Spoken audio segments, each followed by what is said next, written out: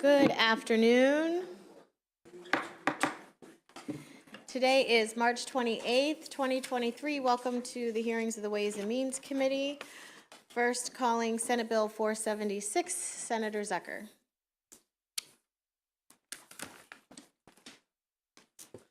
Thank you very much, Madam Chair, Madam Vice Chair, distinguished members of the Ways and Means Committee. For the record, Senator Craig Zucker here on Senate Bill 476, also here to support House Bill 1371, which is sponsored by Delegate Attar. Actually, it's House Bill 371. I think, Madam Chair, after the years, I need glasses, but it happens. But colleagues, as the bill was introduced, it's been amended. It passed unanimously out of the Senate, both the Budget and Taxation Committee, which I sponsored with Chair Gazzoni, and the entire Senate supported it because we accepted amendments from MACO that adjust the indemnity exemption, and as a result, there's no opposition to this bill. I would ask for a favorable report on both pieces of legislation. Thank you. Are there any questions for Senator Zucker? Okay, seeing none, thank you very much. I do have, Howard Perlow and Brett Linginger, which I'm sure I pronounced wrong, but we'll just call you Timothy Hutton. Totally reminds me of Timothy Hutton. All right, welcome back, sirs. Thank you very much, Madam Chairwoman. We appreciate the entire committee listening to our testimony over the last month or so. I just want to take one moment and thank you all for considering the small businessman of Maryland and, more importantly, the affordable housing people that build the housing for our citizens to be able to live in. That's the reason for this bill, and I thank you all for listening to us over the last month. Thank you very much. Me too. Perfect. Any questions?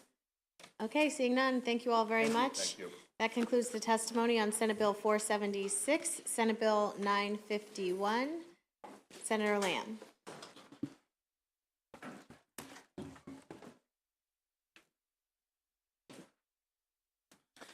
Thank you, Madam Chair. Members of the Ways and Means Committee, for the record, Senator Clarence Lamb, District 12, here to present Senate Bill 951 from the Howard County Senators. The Senate Bill 951 staggers the elections of the at-large and councilmanic districts of the Board of Education candidates so that should the General Assembly decide to implement a public financing system, the fund would not be immediately overwhelmed by many candidates attempting to use it. Obviously, we can't predict how many candidates would decide to use any public financing fund at any point in time, so it would be important for Howard County to be prepared to implement such a system should it become available. As a quick reminder, the current board has 7 members, 2 of which are at-large, voted in the same election cycle, and then 5 other members that are voted by councilmanic districts also on their own election cycle. What this bill does is basically re-stagger the 7 seats so that it would be more evenly distributed and balanced. So what that means is the 2 councilmanic districts who receive the highest percentage of votes in the next election would receive 6-year terms. Those who receive the lower percentage of votes would, those 3 members would receive 4-year terms beginning in the 2024 election. In elections after 2030, the 2 members serving 6-year terms would then revert back to 4-year terms. For the 2 at-large district elections in 2026, the candidate with the highest percentage of the vote would receive a 6-year term. The candidate with the lower percentage of vote would receive a 4-year term. And that would stagger those 2 positions out. After 2030, the 2 seats would remain and revert back to a 4-year term. Over the past year, we've heard from many constituents voicing support for public financing when we considered ways to improve the Board of Education. This bill helps ensure that the local board in Howard County is more equitable as well as accessible to candidates who may not have otherwise had the means or considered running due to financial constraints. With that, let me close and request a favorable report. Are there any questions? Okay, seeing none, thank you very much. That concludes the testimony on Senate Bill 951. Senate Bill 111, Senator Kagan. 111. 111. Good afternoon, Madam Chair, Madam Vice Chair, and colleagues. Cheryl Kagan, very proud to be the senator for Gaithersburg and Rockville, and I've got 2 bills for you today. Senate Bill 111 is going to close a pretty ferocious loophole in our election law. Currently, their candidates can either start an exploratory committee thinking about running for other office, or someone else can create one that's a draft committee. It is completely invisible, off the books. Anyone can donate any amount to any candidate and have no transparency. This bill does not change or institute any caps on the amount that someone could donate, but it does increase the transparency, and it requires that draft committees and exploratory committees comply with the same finance reports that we have. It also sets up clear structures as to what the money can be spent on. So hypothetically today, and I am not suggesting it, there were people on the Senate side who found it quite intriguing to think that someone could donate $1 million to an exploratory account or a draft committee, and the candidate could take a trip to Aruba, and that would be fine, and no one would know about it. That's absurd. So this bill makes it clear you can spend the money on exploratory actions. So you can rent a campaign office, you can buy computers, you can hire staff, you can pay for a poll, you can pay for mailers or online ads, TV ads. You can do all of the things that would indicate an exploration of running for office or someone else drafting you. So then after you've explored, after you've disclosed, one of three things happens. You either decide to run, you decide not to run, or the filing deadline passes. In any of those cases, the draft committee or the exploratory committee is no longer needed, right? So what do you do with any leftover money? And there are four options. It can be returned on a pro rata basis to the donors. It can be given to the local or state political party of your choice, of your identity. It can be given to any nonprofit of your choice, or it can be given to the Fair Campaign Financing Fund, which is what, gubernatorial candidates can use. In any case, this is about, as amended, we give candidates 120 days to wrap up. We don't think that these committees should linger for forever. So not too much of a burden on the candidate and the treasurer and all that, but in a timely way, in an election year, we think that everybody ought to make sure that they can wrap up, close up, and disclose. So with that, Madam Chair, this bill passed the Senate unanimously, and I am happy to take any questions. Thank you. And Jared Demarinis is here, folks. If you have any questions for the State Board as well, Delegate Buckle. Thank you, Madam Chair. Thank you, Senator. Nice to see you. You too. So I just want to make clear, so this draft or exploratory committee fund, campaign fund, it's subject to all the same caps that we have normally, the $6,000 cap, the related entity caps that we would have for our normal campaign finance entities? Important question, and the answer is no. Okay. So based on court rulings, we can put no caps on the amount of money somebody could donate to one of these committees. So unlike us, where we have caps, and then we also disclose, these committees would not have caps. So someone could still donate $1 million if they wanted, but it would be more transparent. So if someone were to run, were to be elected, there would be some sunshine as to any actions taken by someone who gave the $1 million. Yeah. The one thing that I do want to flag is after such time as someone is going out of business, closing down the account, the exploratory or draft committee can give the amount of money that we are capped at. So could make a $6,000 contribution to a campaign, to the real campaign account. Couldn't shift over the $1 million. And while I have the microphone back, just also to be clear, when the draft or exploratory committee goes out of business, the other thing is that the committee, if someone decides to run, the committee can buy the computers, buy the equipment at fair market value, and that's actually in the bill. So they can't say, oh, get it for $1 or get it for free, it transfers over, because they are two different legal entities. And so we do want to make sure some transparency and all that. So that was kind of my concern with it. I understand where you're going, but my concern, the example you use, someone donates $1 million and I go on a vacation, I mean, that's clearly fraudulent. We'd all be against that. But I'm concerned about a situation where someone may say, hey, I'll donate you $100,000 into one of these committees. and you'll go out and de facto retain a campaign manager or consultant that you'll pay them $30,000 or $40,000, and that individual will say, yeah, I'm here to form your campaign, and then I'm not really drawing a salary after, the primary or after, but because you paid me, you made a lump sum payment to me for these services, and they really sort of extend beyond the when you're a filed candidate. Or conversely, they could go out and pay for all of their polling. They could pay for a variety of things that would be outside of what the rest of us have to deal with, which you're capped at $6,000. That was my only real kind of concern, is I could see a loophole developing where big money comes into legislative races, for example, that normally would have to have, I appreciate the intent of it, it includes more transparency, but I'm just concerned about the constitutional prohibition on capping these committees at what the rest of us are capped at. Sure. So thank you.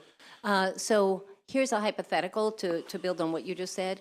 Candidate X is running an exploratory to run for governor. They can't buy or prepay for 5 polls. They can run 1 poll and have that covered and have it disclosed. They can't buy TV ads for a year in advance. So there's no prepay that's just for the purpose of exploration. Can they buy TV ads at all? Yes. TV ads, there's a list of what you can spend money on in the bill. So if I wanted to get $500,000 from someone in December or January before the gubernatorial year and turn around and spend $400,000 of that running ads in the DC market or the Baltimore market to up my name recognition, I could do that under the criterion of it's a draft committee and then decide, well, gee, things are looking good. I've got a $500,000 up on my opponent who doesn't have this draft committee, and then I decide to run. So Delegate Buckle, we think the bill is tight enough that that would not be allowed. Okay. If you want to look at the bill and catch up with me. I'm just wondering, yeah. I'm Okay. totally open. That is not the intent. That is not the goal. The whole plan is you're thinking about running for governor, you can do a poll. You Not can me, do Nick mailers. Charles. You're You can saying do- Nick Charles is There you go. thinking about running Delegate for governor. Charles is There you go. thinking about running for governor. She's looking right at you, man. He can do polling, he can do mailers, he can do TV ads to see if it affects the polling, and then at some point, when he hits the deadline, he's either, I'm in, I'm running, in which case you close the committee, I'm not going to run, in which case you close the committee, or the deadline passes, in which case the committee needs to be closed. So no matter option A, B, or C, in any case, we're going to know where the money comes from, know what he's spending it on, have restrictions for what it can be spent on, and then shutting it down. And none of those are happening right now. Thank you. Thank you. Quick question, and then I'll jump to the Madam Vice Chair. So for exploratory committees now, do we have any rules? We have no rules. None. Hence your, It's hence a hence the bill. huge loophole. Yeah. Okay, thank you. Madam Vice Chair. Thank you, Madam Chair, and thank you, Senator, for bringing this bill. We did, of course, have the hearing on the House version, and we've had some conversations about it. And the part of the bill that I find challenging is around the draft committees and how much we want to legitimize this idea of drafting people, creating and boosting these committees, getting donations, having campaign space. At some point, if the person wants to run, they should step up and run. When I want to recruit Delegate Buckle to run for governor of Maryland and go through all of this, at some point, does he want to run or not run? It sort of becomes maybe us legitimizing more of a political theater where it's kind of a wink, wink, and we may have candidates who are, creating these big splashes around being drafted to run. So I wanted to just get your take on these draft. I know that they exist in some aspect Yes. in regs, and this would basically put these into code and create some parameters around them. But the draft committee's portion of this bill is something that I am a bit challenged by. Sure. So first off, so thank you. First off, I do want to make clear, and I didn't mention this to Delegate Buckle, that draft and exploratory committees are done by both parties. So this is totally not a partisan bill, so I just want to say that clearly. Regardless of our views about either draft or exploratory committees, the bottom line is they're legal and they happen. So the question is whether they should happen in the darkness with no accountability, or whether there should be some sunshine, some transparency, and some accountability. And I would suggest that the latter is a good idea. But I understand what you're saying, Madam Vice Chair. Completely understand, and I think that though they happen right now just because of regs, they don't have to be in existence. That's a policy decision that we can make related to the draft committees, correct? It's not that they just exist. If the House, get I to mean, decide the, that. the bill is in the domain of the House. If the House decides they want to address exploratory committees, which I think are more common, and leave and be silent on draft committees, I think that only, my personal opinion is that only gets part of the job done, but it's certainly better than the situation we have now. I just think that some parameters on what to spend the money on and what to do with the leftover funds and in a timely manner is all pretty important. Thank you, Senator. Thank you. Delegate Hornberger. And I just want to note for everyone, we have got, just like we have a lot of senators here, people aren't being rude. We've got a lot of people running over to the Senate. That's why people are not in their seats. It's not that we don't want to hear everything that you have to say. Go ahead, Delegate Hornberger. Yeah, thank you, Madam Chair. I had a couple questions because just fascinated more than anything that this exists. But these are typically for higher profile office, right? Like Congress or governor.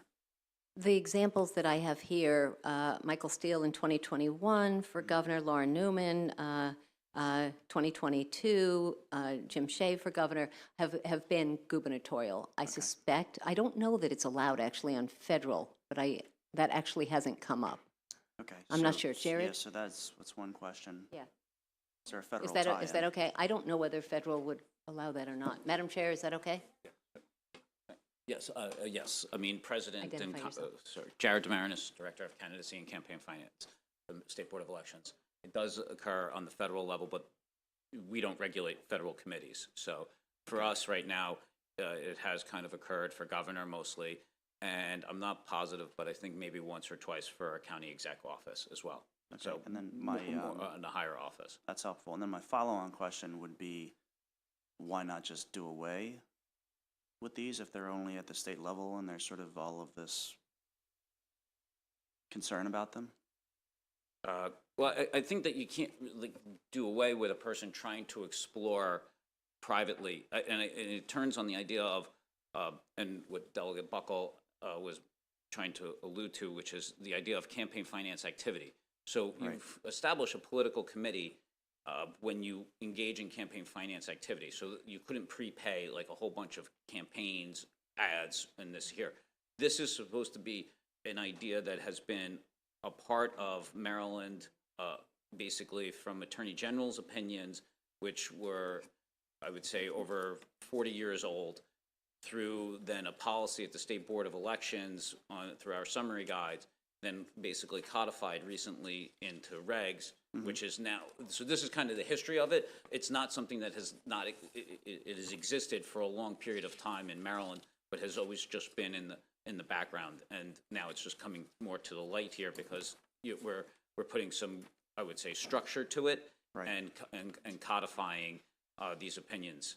So I don't think you can ever do away with it because a person has a First Amendment right to kind of explore to see if they're a viable candidate and go forward with it without necessarily triggering becoming a political committee because they haven't engaged 100% into campaign finance activities. But once you go beyond that, which kind of this establishes what you can and cannot do in that, I would say, that fog area there before you engage in campaign finance activities to go to become a political committee.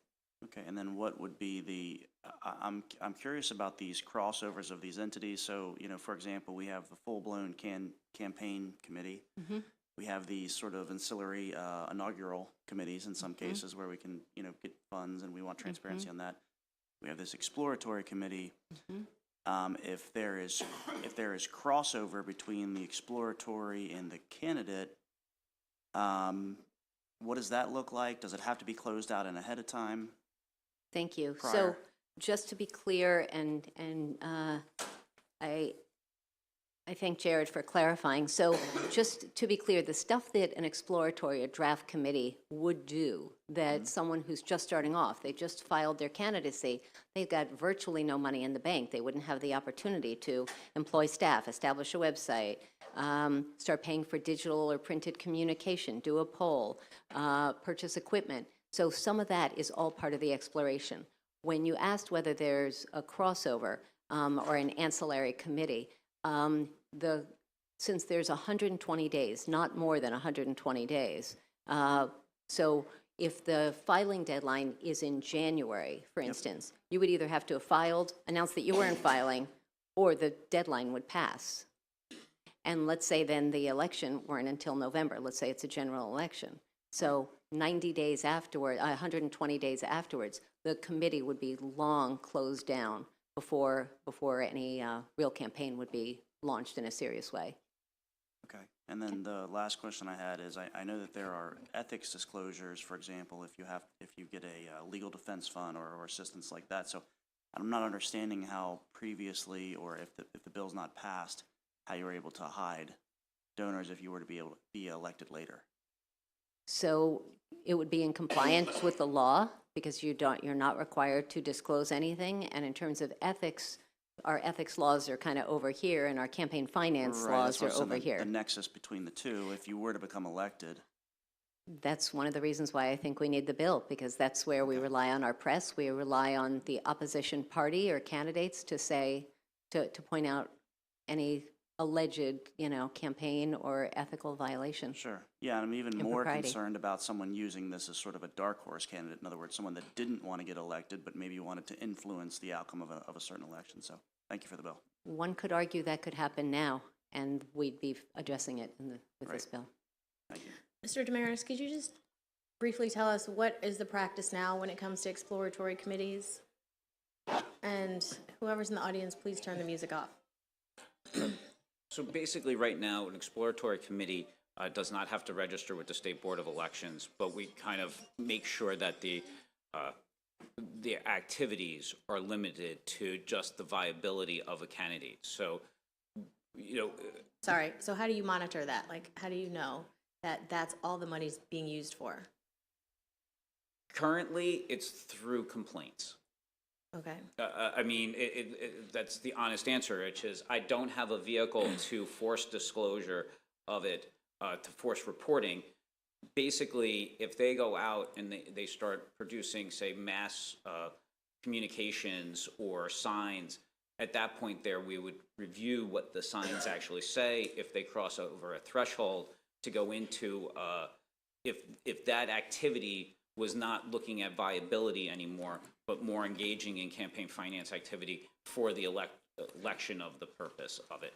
Okay. And so, and then we go after them in saying that they've engaged in, the violation would be that they've engaged in activity without establishing a political committee, and that would be then referred to the state prosecutor's office. And we've had that a little bit at some of the local levels. So this kind of allows that at that point. Okay. Madam Vice Chair? Thank you, Madam Chair. A second bite of the apple. I am curious to continue the conversation around the draft committees.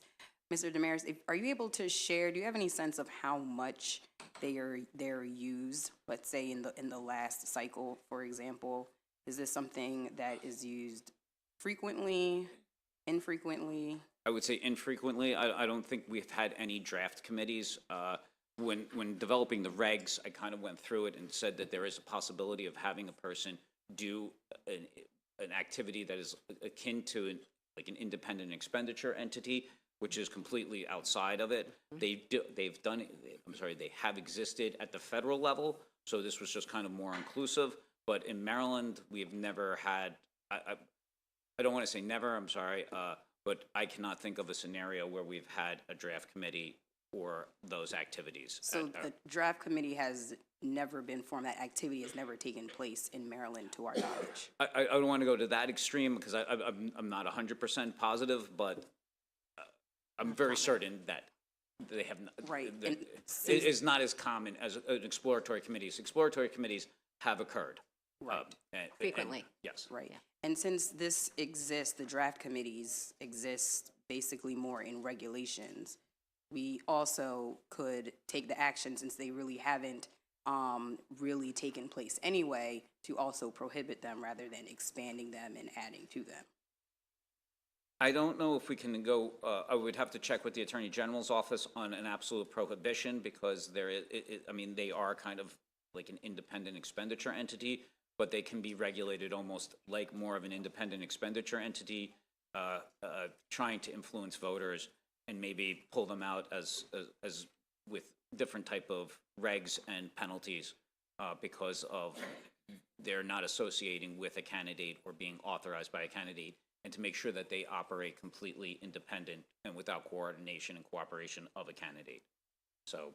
And still spending money only on specific. Right. Got it. Thank you so much. Delegate Buckle.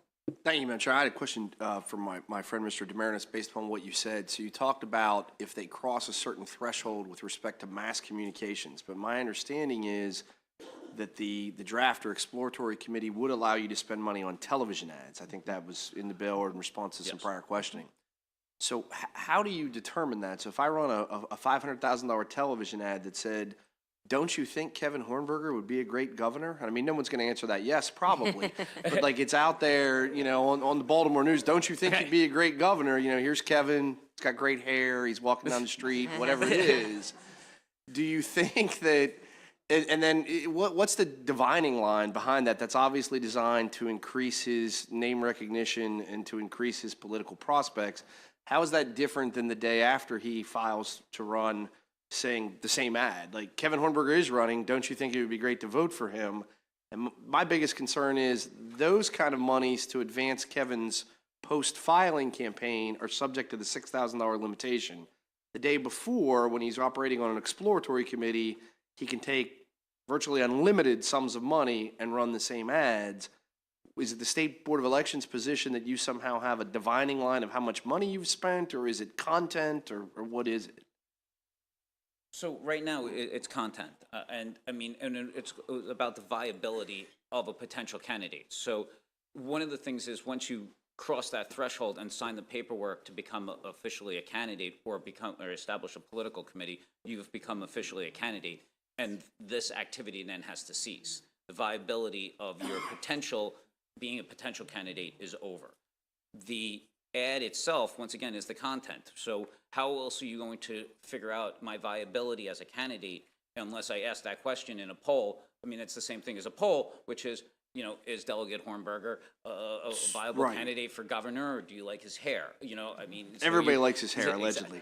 But I mean, that's my issue, I guess, with the bill is that I see a distinction between running a poll to test whether or not you're already well known or whether people already have particular feelings about you, versus using unlimited campaign donor dollars or exploratory committee donor dollars to run advertising designed to increase your political prospects. So Delegate, if I can pop in, Sure. our governor started off at 1% in the polls. And so when there is an exploratory, as many candidates do who are running for statewide office, there is a need to increase name recognition, start to brand the candidate, talk about his or her background, experience, and positions. And once they get that kind of visibility, they can get the poll and say, oh yeah, I'm a viable candidate. I could actually win this thing. And they decide to get in. Or they say, no matter how much money we spend, nobody has any interest in Delegate Hornberger's hair. Well, that's not factually accurate, but sure. But I guess my and I don't want to, it's not an argument, it's a good conversation among friends. But my concern is, you know, we talk a lot about money in politics, money in politics. If someone wanted to spend $2 or $3 million to run a bunch of television ads in the DC or Baltimore market and say, you know, Canada, you know, Joe Blow seems like a great guy. Wouldn't he, you know, he's a war veteran, he's this, that, wouldn't he be a great governor? And a private donor can just spend that amount of money. It seems to me that we've crossed the Rubicon with respect to our campaign finance limits, because we're having someone do exactly what you said. I'm increasing my chances to become governor, senator, whatever it is, by spending an unlimited amount of money in a faux structure that I've got a draft or an exploratory committee right up to the day of the filing deadline, and then I transfer, and now you can only give me $6,000. but you already gave me 2 million, which I used for the ads. I think that the opportunity, I love the part about if they're doing it now, we need more disclosure. I'm fine with the part about you run a poll, you know, you do certain things, you hire some staff, some consultants to give you some advice. But the thing about where you're actually out doing what I would view, quite frankly, as campaign activity, I'm trying to increase my name recognition, my issue identification, and you're using higher amounts of money to do that, seems bad. Yes. So just to be clear, that's what's happening now, and that's what's legal now. We're Okay. putting guardrails with transparency, limitations on what the money can be spent on. We've passed the Rubicon on the amount of questions, crossed the Rubicon, whatever, SAT word here, folks. Right. Okay, no further questions, thank you. That concludes the testimony on Senate Bill 111. Senator Kagan, Senate Bill 379. Thank you, Madam Chair. For the record, Cheryl Kagan with Senate Bill 379, which is a bill you know well, and I just want to publicly thank the great delegate Feldmark for her partnership for 2 years on this issue. So I think you all may remember this, those of you who were here before, or even if you weren't, you heard about it in the press. Maryland is the only state in the country that prohibits the processing of mail-in ballots until after Election Day. And last year, after we passed a bill to allow our 24 local boards of elections to start canvassing, start processing, start opening up the envelopes of the mail-in ballots, flattening them out, making sure that if there's a lack of a signature on the envelope, that the voter is notified, just start processing, not totaling, not tabulating, not having data about who's ahead or who's behind. None of that is permissible. After we passed that emergency bill, quite unexpectedly, and I think quite ill-advisedly, it was vetoed. And what that meant in the primary was that it took 4.5 weeks to certify our elections. When mail-in ballots were used mostly for traveling folks or for college students or something, or folks in the hospital, God forbid, or something, we were talking about 3, 4, 5% of the votes. Now we're talking about 25, 30% and more, and in some jurisdictions and more. A lot of voters prefer casting their ballots at home, sitting around the kitchen table with the family and deciding for whom they want to vote. They're using this, they're then dropping them in the mail, postage paid, Delegate Polakovich car, or using a local drop-off box to deliver their ballots. The problem is that they are sitting in boxes, in batches, and not touched. This bill allows for the 24 local jurisdictions to start processing the ballots, the mail-in ballots, 8 days before the start of early voting. There is a waiver that's allowed. Certainly our large jurisdictions should be doing this because of the volume, but if you are Garrett County, Somerset County, and you've got 100 ballots, you shouldn't have to rent a hall, hire the staff, start the video cameras for live streaming and all that. So this now allows for the state administrator of the Board of Elections to grant a waiver, and that will be one of the key reasons, is there just aren't enough to justify it. We also, one other thing that's different from last year's bill, Madam Chair, is logging in. You all are probably aware that there was a 50% increase in provisional ballots last year. And I think one of the key reasons was that people got their mail-in ballots, they sent it back or dropped it off, and then they waited. They waited to see if it was confirmed as received. They didn't get a text. They didn't get an email. They checked online. Their ballot hadn't been received, and that's a problem. So they were worried. They really wanted to make their voices heard. So they showed up at early voting, or they showed up on Election Day and and they had to cast a provisional ballot. That's also extra work for our boards of elections, because they have to see, has this person already voted? Has the ballot been received? And navigate that. So this says that as soon as possible, and within 2 business days, the mail-in ballots have to be logged in, so voters can be reassured that they will receive it. Mayo, and I do want to acknowledge Katie Berry and the election administrators from Frederick and Hartford and St. Mary's and others. But Katie Berry with Carroll County Mayo, the Maryland Association of Election Officials, is here. They support this bill, and frankly, they support the Senate version of the bill. One of the amendments that we took in the Senate that was requested by Mayo was the internet-delivered ballots. They take longer to log in, and so for internet-delivered ballots, which do slow down the whole process and add to the time and cost, that they would have as soon as possible or up to 4 business days. We thought voters should still find out within a week whether their ballot has been received and accepted. So mostly it's the bill we passed last year. With those things, I just wanted to flag for you, and I am happy to take any questions. Any questions from the committee? Oh, right. Oh, I'm sorry. And we had a floor amendment to change the election day. As you know, there were some challenges, and so this bill includes language to change it to the second Tuesday in May. Thank you. Okay, we did that apparently on a different bill. Any questions from the committee? Okay, seeing none, thank you very much. Thank you all. That concludes the testimony on Senate Bill 379. Is Senator Quarterman here?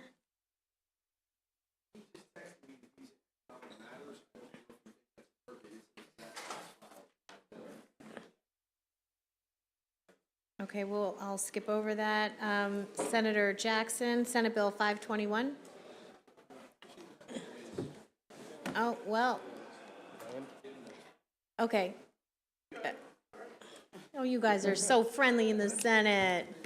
You go. No, you go. You go. No, you go. Yeah. They're just not like that when we come over.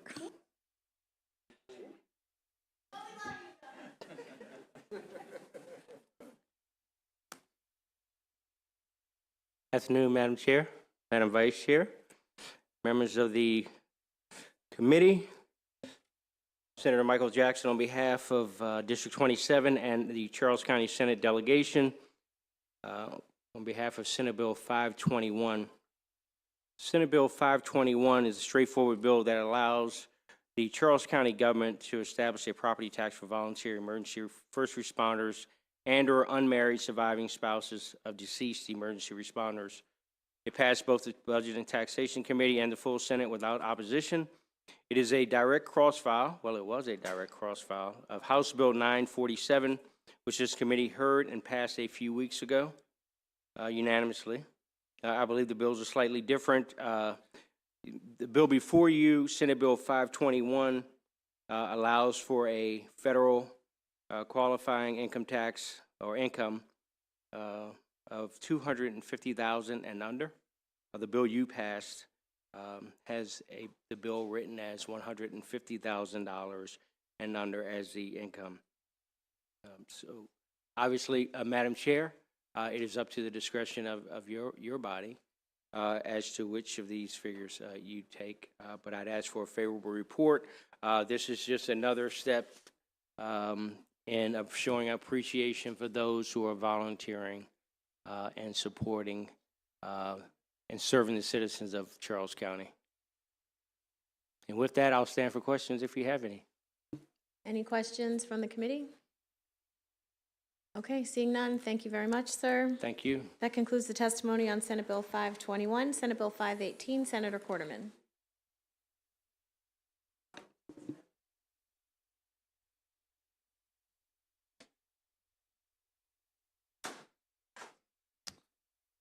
Thank you, Madam Chair, Vice Chair, members of the committee. For the record, Senator Paul Quarterman representing District 2, Washington and Frederick counties. This bill is a result of a collaboration between the City of Hagerstown, the City of Frostburg, the City of Cumberland. Senate Bill 518 passed unanimously in the Senate and is an identical cross-file to House Bill 779, which was brought to you by members of this committee. House Bill 779 also passed this committee unanimously and passed the House floor unanimously as well. With that, I thank you for your consideration and ask for a favorable report. Any questions? Okay, seeing none, thank you very much. That concludes the testimony on Senate Bill 518. Is Senator Carter here for Senate Bill 766? Yep, come on up. Senate Bill 766. Good afternoon, Madam Chair Atterbury, Vice Chair Wilkins, members of the committee. My name is Charles Byrd, Chief of Staff for Senator Carter. She gives her regards and regrets by not being able to be here today. She has other hearings scheduled. But I'm here on behalf of the Baltimore City Senate delegation regarding SB Senate Bill 766 that would allow Baltimore City to create its own tax and lien collection system and not have to use the traditional tax sale system. The bill is essential for keeping our most vulnerable homeowners residing in and owning their homes. Homeowners receiving a final bill and legal notices have very little time to react and settle to avoid tax sales. And this bill would potentially take owner-occupied properties out of the tax sale and give owners additional time to pay bills in arrears with payment plans. Currently, payment plans are not offered for future bills. It would authorize the Baltimore City to cancel the annual tax sale, divert residential property from the private tax lien sale process into an alternate program for payment of taxes in arrears, withhold any residential property from tax sale, establish an installment payment plan for taxes in arrears on residential property, and would subject to specified criteria, conduct an interim foreclosure and sale of residential property on which taxes are in arrears. The cross-file in this, the House bill was House Bill 867. It passed as a clean bill without amendments. However, in the Senate, it did pass with amendments, and the amendment was to limit this process to only owner-occupied properties and to exclude investment type of properties. And that was the reasoning for the amendment. So I asked for a favorable report, and I'm open to any questions. Okay, questions, Delegate Feldmark. Thank you, Madam Chair. Good afternoon. Thank you for presenting this bill on behalf of the senator. Do you know if either the Senate delegation or the House delegation has taken up this amended version yet, and if they've issued a letter of support? The Senate delegation has taken up the matter and submitted a letter of support. I'm not aware of whether the House delegation has. Okay, thank you. Any further questions? Okay, seeing none, thank you very much. Thank you. That concludes the testimony on Senate Bill 766. Senator Hayes, Senate Bill 826. Good afternoon, Madam Chair, Madam Vice Chair, members of Ways and Means Committee. Senate Bill, what bill are we on? Senate Bill 826. Really important bill. First, I want to give credit to your very own colleague, Delegate Feldmark. This is truly her brainchild and the result of her hard work. Our homeowners tax credit is a very important tool for some of our most vulnerable citizens, mostly, our senior population. Each year, they have to apply for this tax credit, which can be burdensome at times. And so what this bill essentially does is allow for them to file every 3 years as opposed to filing each year. But in the years where they do not file an application, a homeowner still must certify to the State Department of Assessments and Taxation that specified gross income information has not changed since the initial application. This is simply an effort to make sure that it's less burden on these most vulnerable citizens to benefit from this tax credit. And with that, Madam Chair, I ask that the Ways and Means Committee would consider conforming Senate Bill 826 to its House crossfile. Any questions? Okay, seeing none, thank you very much. Thank you. That concludes the testimony on Senate Bill 826. Senate Bill 855, Senator McCray. And who are these two beautiful young ladies here with you? So that's what I was going to spend most of my time talking about, Madam Chair. Okay. So, Madam Chair, Madam Vice Chair, And members of the committee, it's just great to be right here again in front of Ways and Means. And today, for the record, my name is Corey McCray, Senator for the 45th Legislative District. But I'm joined by Bella Grease. Bella Grease is shadowing me today, Madam Chair. I was fortunate enough to be able to meet Bella Grease and her family when she won the Dream Big at the Lyric from that standpoint.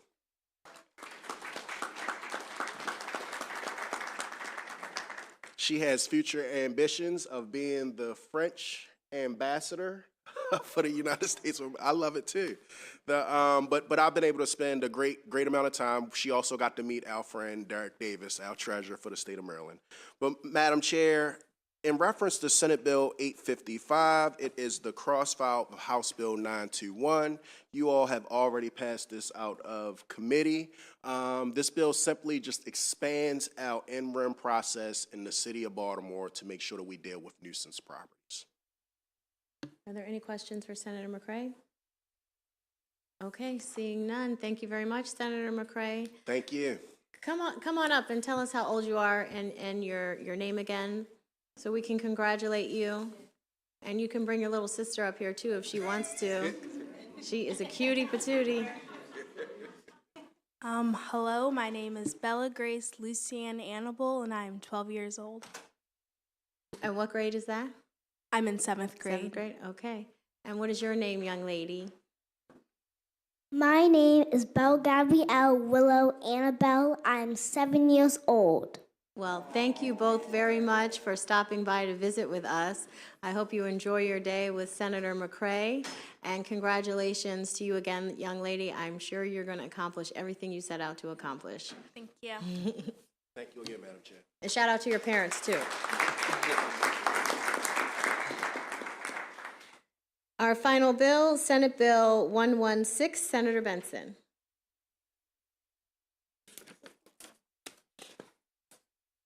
You know, there's nothing like a child. So wonderful.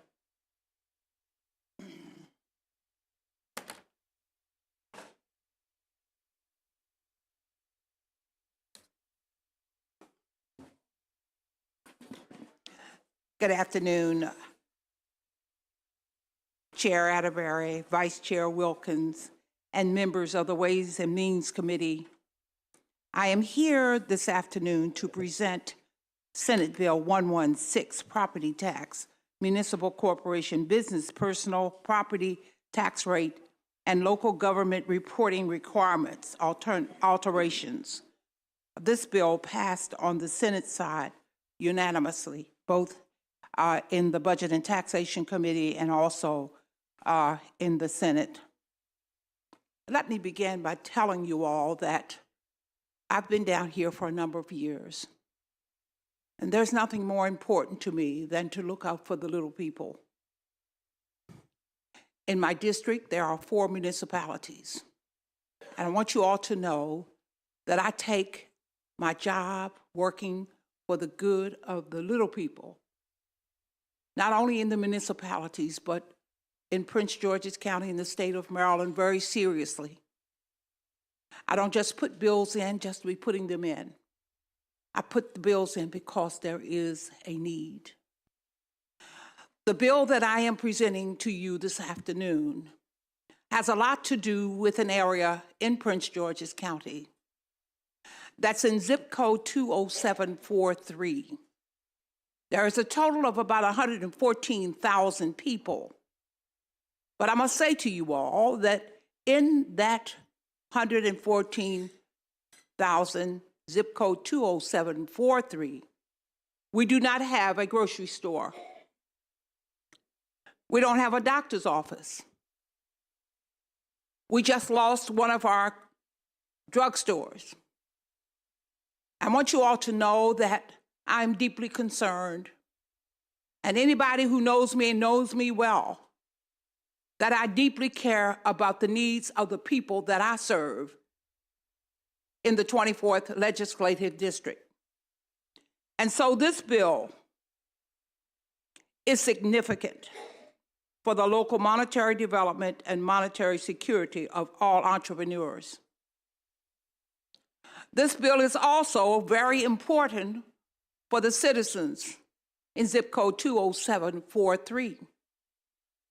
Let me reiterate to each of you in this room, there would never be an opportunity for me to come here knowing this area that I would impose a tax increase on the citizens in that area, that I'm not going to do it.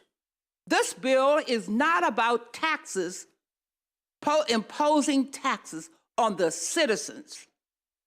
Most of them live on fixed incomes. There is no way under the sun that I would even do it. There's no way. And so I have a lot that I could say here. I am deeply sorry. I have to tell you all, I'm deeply sorry that this bill is before us. I would suggest, and if you did not receive it,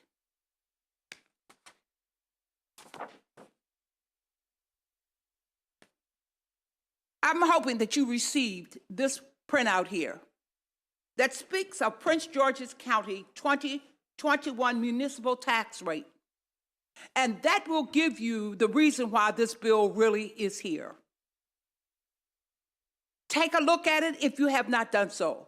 If you need copies, we have copies available for you. That is solely what this bill is all about.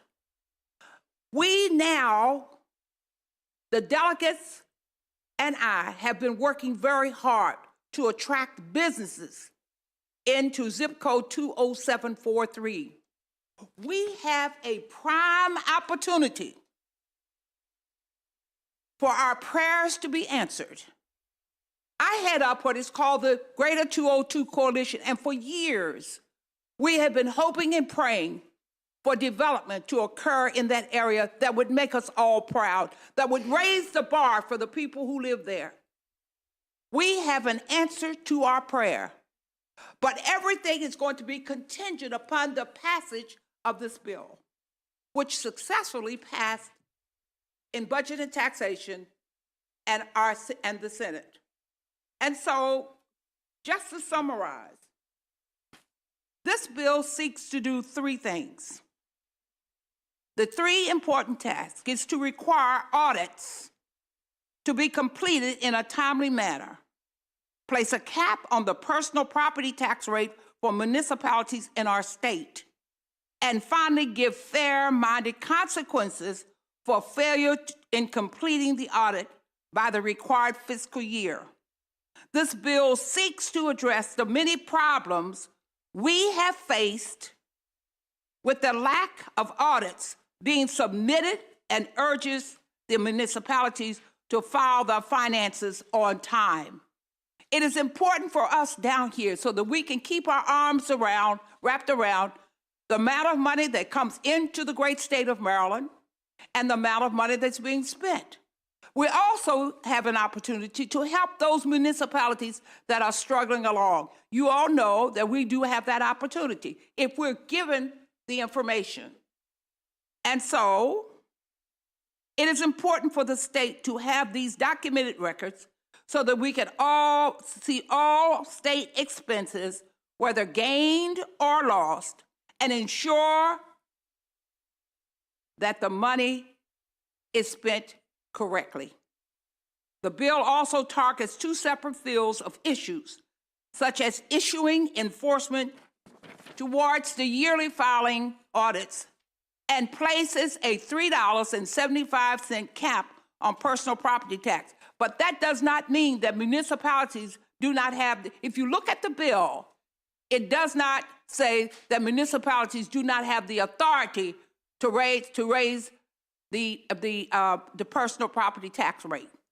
As a system of enforcement for failing to file financial year audit reports, the state should institute a financial penalty in the restriction of state aid payments so that these local governments can be held liable and accountable for the absence of financial documentation. While this new personal property tax rate cap would not affect the bulk of municipalities, would still allow for municipalities to still remain we have a municipality that is the highest, has the highest tax rate in the state. 156 municipalities, and one of my municipalities has the highest tax rate in the state. Unacceptable. And it also is getting in the way of economic developments in zip code 20743. And if you will notice, I'm being very professional by not calling names here. This bill is to address the many concerns present within our state, requiring municipalities to address the various financial concerns that pose a risk to our state's documents and citizens.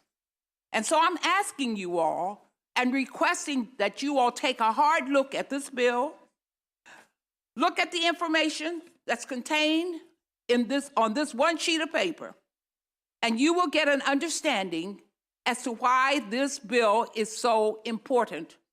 I want to tell you all that with the municipality that I am talking about, last year we put a bill in, and we withdrew the bill with the understanding that that this municipality would sit down with us and we could negotiate. You all know, right now I'm sitting on budget and taxation with that $64 billion price tag there. You know about that.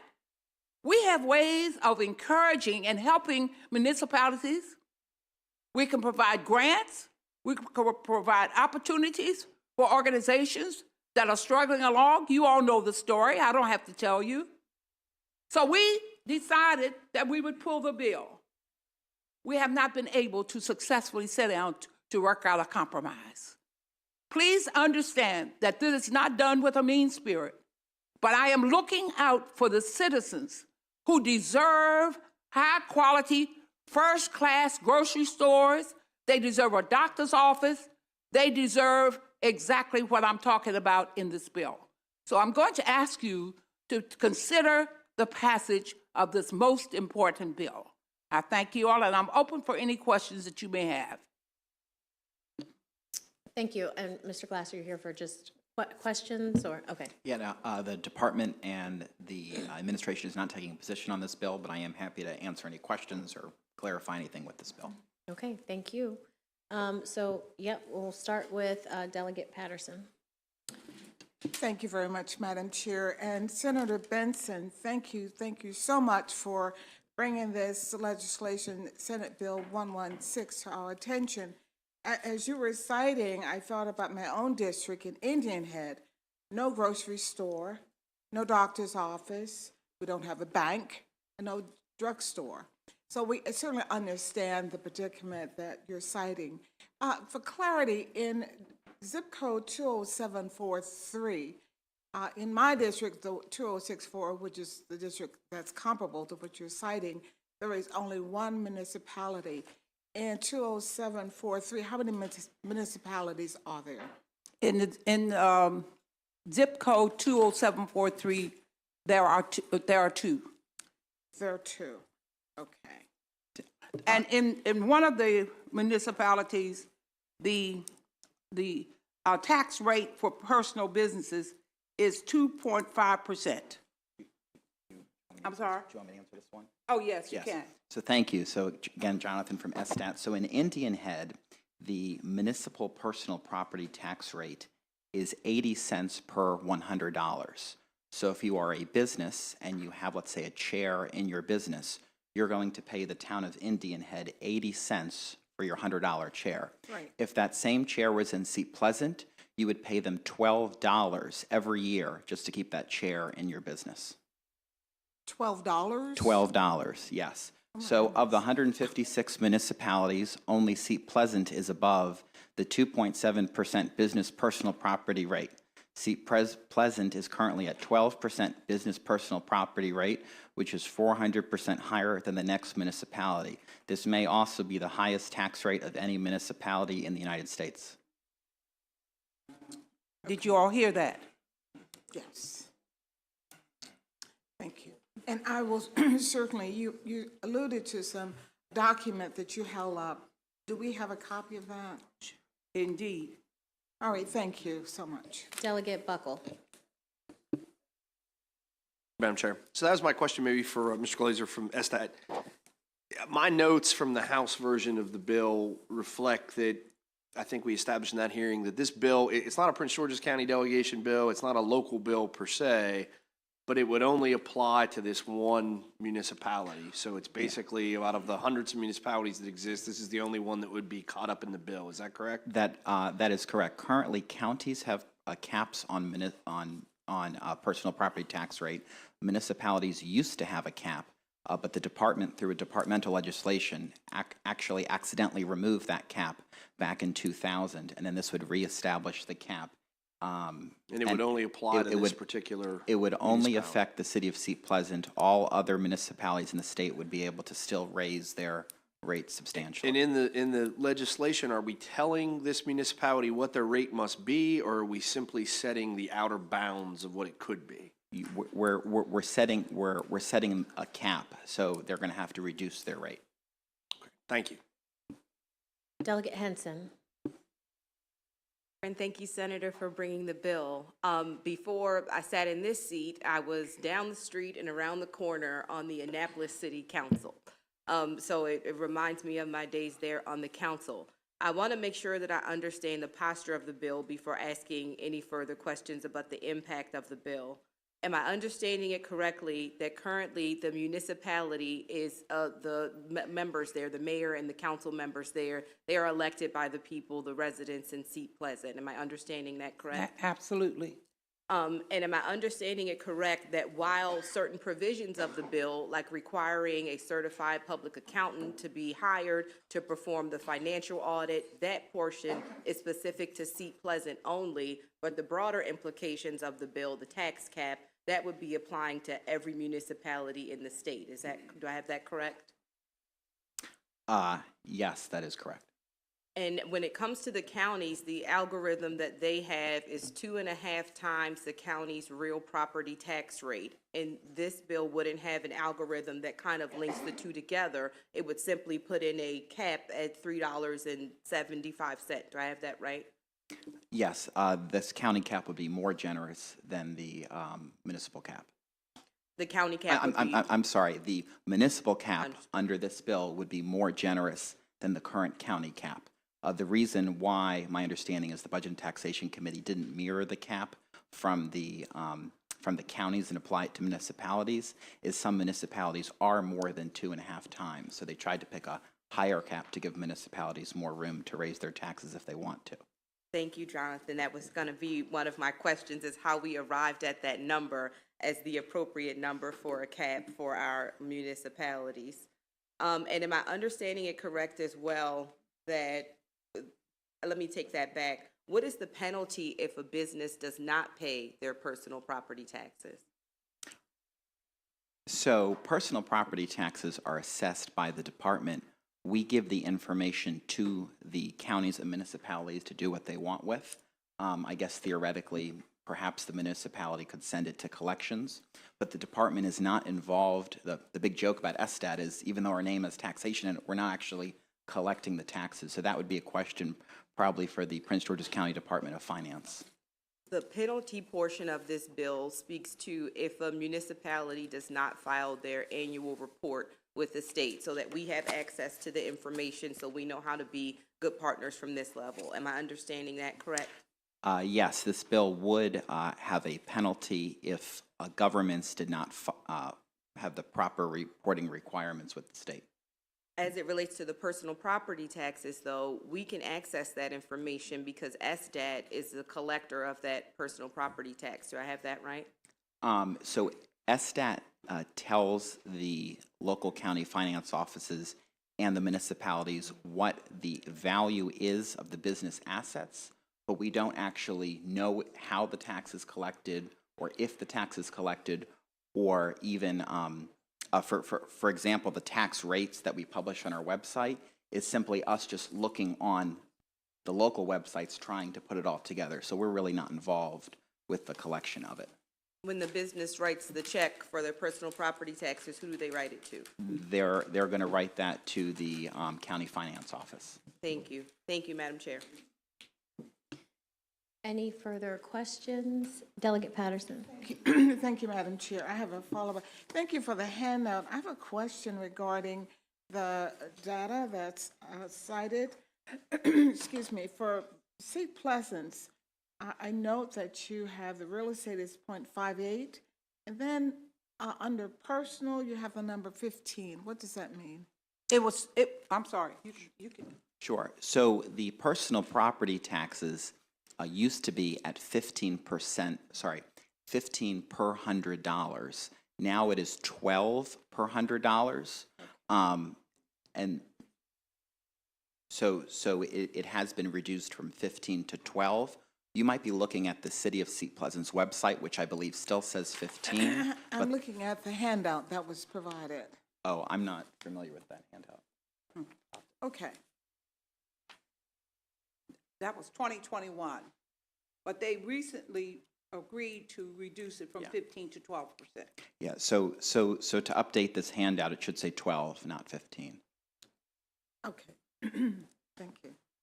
Delegate Barnes. I want to reiterate to you all that this has nothing to do with the taxes that citizens pay in that municipality. The citizens that I represent and the citizens of the 202 coalition would not allow, first of all, we wouldn't be able to get along if I were to come here to impose a tax on the citizens. We're talking here about the businesses that want to come to that area. And we have a wonderful, listen, I wish I could tell you all, but I'm telling you what's going to happen in that area is going to be unbelievable. Because we have been hoping and praying for a grocery store, for a doctor's office. We have been praying for it. It's going to happen, but it's contingent upon the passage of this bill. I think Delegate Barnes has a question. Thank you. Chair. Now, if y'all will forgive me, we are working on that cannabis bill across in budget and taxation. Well, Senator, Pray for us. Senator, I need you to sit there for one more second. I'm sorry? I need you to sit there for one more second, if you don't mind, because I had a couple of questions. And I think the first one is, I'm very familiar with zip code 20743, and I understand the need that is needed there. But Jonathan, I had a question in regards to putting this cap on there. What does that do as far as the revenue that was collected from the current system? How much of a decrease will that be? And how does that affect the services that money was being used for?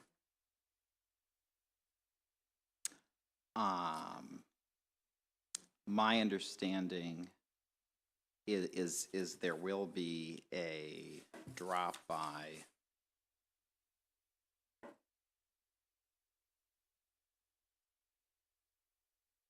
I believe it's $580,000 loss to the local government. Right now, the City of Seat Pleasant, my understanding, uses about 50% of real property revenue and 50% of personal property revenue to fund their budget. And this would cause, if the city wanted to maintain the same budgetary level, to look for taxes to come from other sources. The city relies extremely heavily on fines and forfeitures for their budget, such as speed cameras and other ways to raise revenue. So if the city wants to maintain their same revenue, while the bill does not specifically call for any tax increases, they may have to increase taxes elsewhere. Yeah, so I guess my question is to Senator Benson then. Looking at the bill, and my concern is the decrease of revenue, that the citizens of 114,000 would be decreased by almost $500,000. But also understanding the need of the grocery store, the dentist's office, and all of those other things. How do we come to a happy medium? That way there is no lack of services, that I'm sure that money is going for the local police department and other services there, that we are not losing anything, but providing the services and the amenities that the city of Seat Pleasant desperately needs. Here's where the audit comes in. We're not sure, and I would think that the auditors who met with us, the lawyers who met with us, we're not sure right now of how much money is being. We have not been able to look at the audits for 2020, 2021, or 2022 for Seat Pleasant. So what you just heard is an estimate of how much money will be lost. We're not sure because the attorneys are saying, who are in the auditing department, that they have not received the updated audits from Seat Pleasant for 2020, 2021, and coming up to 2022, which is due in October. All right, Madam Chair, my last question. So with that understanding and understanding that we have oversight of those municipalities, would it not make sense to do that study or ask for that audit before we consider moving forward? Can you answer that? That's more of a policy question. We're not taking a position on. Okay. When we found out that the auditing, that there was a need for, listen, there is a law that says each year the county, municipalities, or anybody who receives funding from the state must submit an audit. They must submit a report of their income and an audit report. When we looked at it, at the paperwork, we discovered that the audit had not been submitted for 2021, 22. We did make inquiry to see if what we saw was correct. But also, Seat Pleasant and a couple of the other municipalities were informed that they needed to get their audit reports in. That's as much as we can do. The only thing we can do is ask. But it's up to each municipality to submit their audit reports in a timely fashion. And that has not happened. So what you heard relative to the $500,000 is an estimate because we do not have a full report of the audit. Fair enough. Thank you, Madam Chair. Madam Vice Chair. Thank you, Senator Benson, for your strong fight for your community. We heard your passion, and I completely understand where you're coming from. I'm looking forward to us working with you to address this issue, which is a really important one. I know you have to go. My question is going to be for ESTAT, so you're welcome to stay. I know you're very busy, Senator Benson. I just had a technical question. Yes. About the business personal property taxes. Since the testimony shared that there is not a lot of businesses located in the jurisdiction, how is revenue then being levied and coming in, since it sounds like the businesses currently are not there in terms of being able to levy those taxes on them? I was just trying to understand the dynamics of how that works. So I'll have to look in. I could get back to you with that question. I believe there are 2 or 3 businesses that are left, large businesses in the municipality that are paying, I think, 80% of that. So most of their tax base is coming from a couple of the remaining businesses. I know one of the most vocal people was the Planet Fitness that replaced a grocery store, and I know they're having issues with that. But that's it's a couple businesses that are supporting that whole tax base. But from what we were told from the attorneys who were looking at some of the paperwork, which was very surprising for me and for the delegates, we were very surprised, is that there are speed cameras on Central Avenue. And since 2010, the record shows that Seat Pleasant received $20 million And so what we were trying to figure out, and I still don't know, is, and the audits will show where that money is and how it was expended. But I can only comment on what I saw on the paper, but I do not know what the audit will reveal. I have one final question, Senator. I'm wondering, and I think we all hear your concerns. There are a lot of individuals signed up after to testify unfavorable on this bill. I know I have been getting inundated with calls and emails about this piece of legislation. I'm sure my colleagues have too. My question is, did the Prince George's delegation contemplate local legislation to try to address this issue instead of taking a statewide approach? The Prince George's delegation did not, I don't know about on the House side. I can't speak for that, but I can tell you on the Senate side, all of the senators on the House side agreed with this bill. Okay, all right. There are no more questions for you. Thank you very much. Now we have the unfavorables. If I mispronounce your name, I apologize. Maneka Oho, Justin Fiore, Davion Percy, Kevin Canali, Kelly Porter. I think that's 5, and then I'll call up more folks after this panel.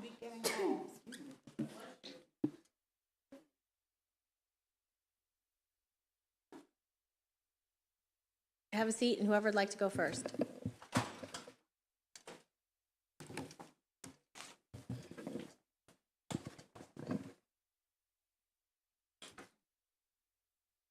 Madam Chair, I will go first. Good afternoon, first and foremost, Madam Chair and Madam Vice Chair, and esteemed members of the Ways and Means Committee. I am Mayor Kelly Porter of Sea Pleasant, Maryland, and I am here today to urge you to give an unfavorable report to Senate Bill 116. The City of Sea Pleasant has been unfairly singled out by this bill, and the impact of lowering the tax bill will have detrimental effects on our community. Lowering the tax bill will result in critically cutting services, including public safety and patrol in high crime areas that are resulted in an increase for the first and foremost of the business property taxes when it took place initially. This bill does not take into consideration the impact on critical service delivered to our citizens, and it will hamper our citizens, and they're the ones who will suffer the most. Developing a budget in our city with close to 5,000 residents can be complicated if not handled properly, and I believe our budget prioritizes quality education and maintains investment in our workplace, our residents, and our infrastructure, while also incorporating different choices. As I deliberated on what I was going to do, I was committed to not abandoning our most vulnerable, which is our citizens. The City of Sea Pleasant is a home rule charter city, and while the state has some authority over taxing, this may have far-reaching effects, and it simply targets our municipality specifically. This bill sets a dangerous precedent for both county and local municipal governments, as I testified before. It wasn't just about our city, it was about counties and municipalities in total. While we embrace business owners and commit to serving them through our efforts to support abatement of those who qualify, we are a registered empowerment zone. Sea Pleasant has 5 designations. I would have to ask you to wrap up. Okay. No one wants to, I'll say this. Additionally, we talked about Planet Fitness and we supported them in good faith, okay, with memberships. And they lobbied, okay, the legislature, but has never paid Sea Pleasant a dime in taxes since they came in 2018. No one wants to raise taxes, okay, but we recommend the choice is clear. No decision recognizes the significant impact the pandemic has had on residents and the need to fund those services to our residents.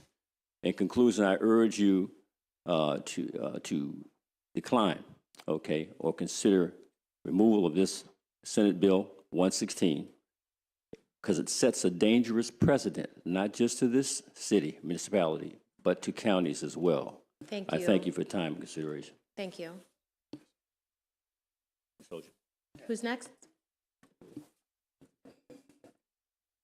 I'll just move it over here. Okay, thank you. Good afternoon, Chairwoman Atterbury and Vice Chair Wilkins, and members of the Ways and Means Committee.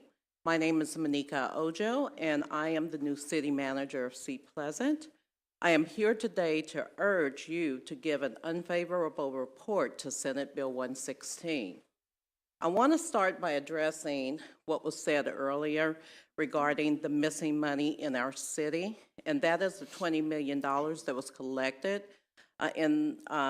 regarding the automated enforcement program. I want to reiterate the fact that we have never collected that amount of money in the entire time that we have had the program. I also want to provide a little clarity with regards to the program itself. All red light money that goes into the city goes into the general operation fund. And the speed money, only 10% of that is actually remanded back to the city, and the most of it goes back to the state. So as the new city manager, we are working feverishly to address those concerns that Senator Benson mentioned. Partly, many of those concerns were based on the fact that we were a part of a major pandemic. And so in FY20, we experienced a lot of situations that many municipalities faced, those being staff or attrition, retirements, movements away from the city. We also operate under the notion that this is setting a dangerous precedent for removing the city's ability to govern itself. Furthermore, the city of Seat Pleasant is not only a municipality impacted by this bill, it affects cities such as Annapolis, Baltimore, Bowie, Gaithersburg. And while we were singled out, I just wanted to note that this does set precedents for all local government to rule themselves. Thank you. Good afternoon, Madam Chair, Vice Chair, members of the committee. For the record, Davion Percy with Percy Public Affairs here on behalf of the city of Seat Pleasant. There's just a couple of points that I want to make, because I want to make sure that we're clear. Yes, the sponsor of the bill is correct that the city has a lack of healthcare services. Yes, the sponsor of the bill was correct that the city doesn't have a grocery store currently. Yes, the sponsor of the bill was correct that there are lack of businesses in the city. But I want to make sure that we are clear that that the city of Seat Pleasant is not the only city, the only municipality in Prince George's County that don't have these services. So we don't want to single out Seat Pleasant for that. As a matter of fact, many of our municipalities have grocery stores just outside of their jurisdictions, because many grocery stores don't come into the municipalities in order to prevent having to pay the additional tax rate. There are other issues that we face throughout the county within our municipalities and our unincorporated areas that have historically prevented us or limited us from ensuring that we have the proper health care. This is a larger issue. It's not just about the city of Seat Pleasant. Now, when it comes to the audit, the reason for the tax increase, and all these other issues that were brought up today, depending on who you ask, we can come up with different reasons and different opinions. But the bottom line is, yes, there may be an issue here, and the city does want to address it. Between COVID, other transitions that we've dealt with within the city, the challenges that they face are similar to challenges that municipalities, counties, state government, and our entire nation faces. We do want to work with the sponsor, this body, and others to try to address this issue, but we want to make sure that the city isn't singled out. We started out by not naming the city, then the city is now on Front Street here before this committee and on the record, and that's fine because this is what we're talking about. And though we do have the ability on the state body to enforce certain regulations on our county and local jurisdictions, this is not the way to do it. The city, mayor, administrator, the council president and the like, as well as our law enforcement officials in the city, want to continue to work with the state, and we'd like that opportunity to work this out so that hopefully we can come back to this body next year with a better solution. So in the bill in its current form, we urge an unfavorable report, and we thank you for allowing us to speak today. Thank you. Thank you, Madam Chair, Madam Vice Chair, committee members. Justin Fiore here on behalf of the Maryland Municipal League in opposition to Senate Bill 116. You have our written testimony, but I'll just focus on the audit penalty piece briefly. Currently, the state does already have the authority to withhold funds from a jurisdiction that does not submit their audits in a timely manner. But my understanding through watching the Joint Committee on the Management of Public Funds, the reason this is not utilized regularly is because there are various reasons the jurisdiction may not be on time. Often cases, they may be the victim of a rogue member of their finance team or et cetera, that either through abuse or leaving a mess in the office and otherwise being untidy, leaves office, and whether they've destroyed the documents or their office is in such disarray that there's a logistical challenge to being able to complete an audit up to the standards that are set forth, right? These are very important documents, so the criteria for filing audits are pretty stringent. In order to comply with that in the wake of one of these, you'll call it a local disaster, bad things happen.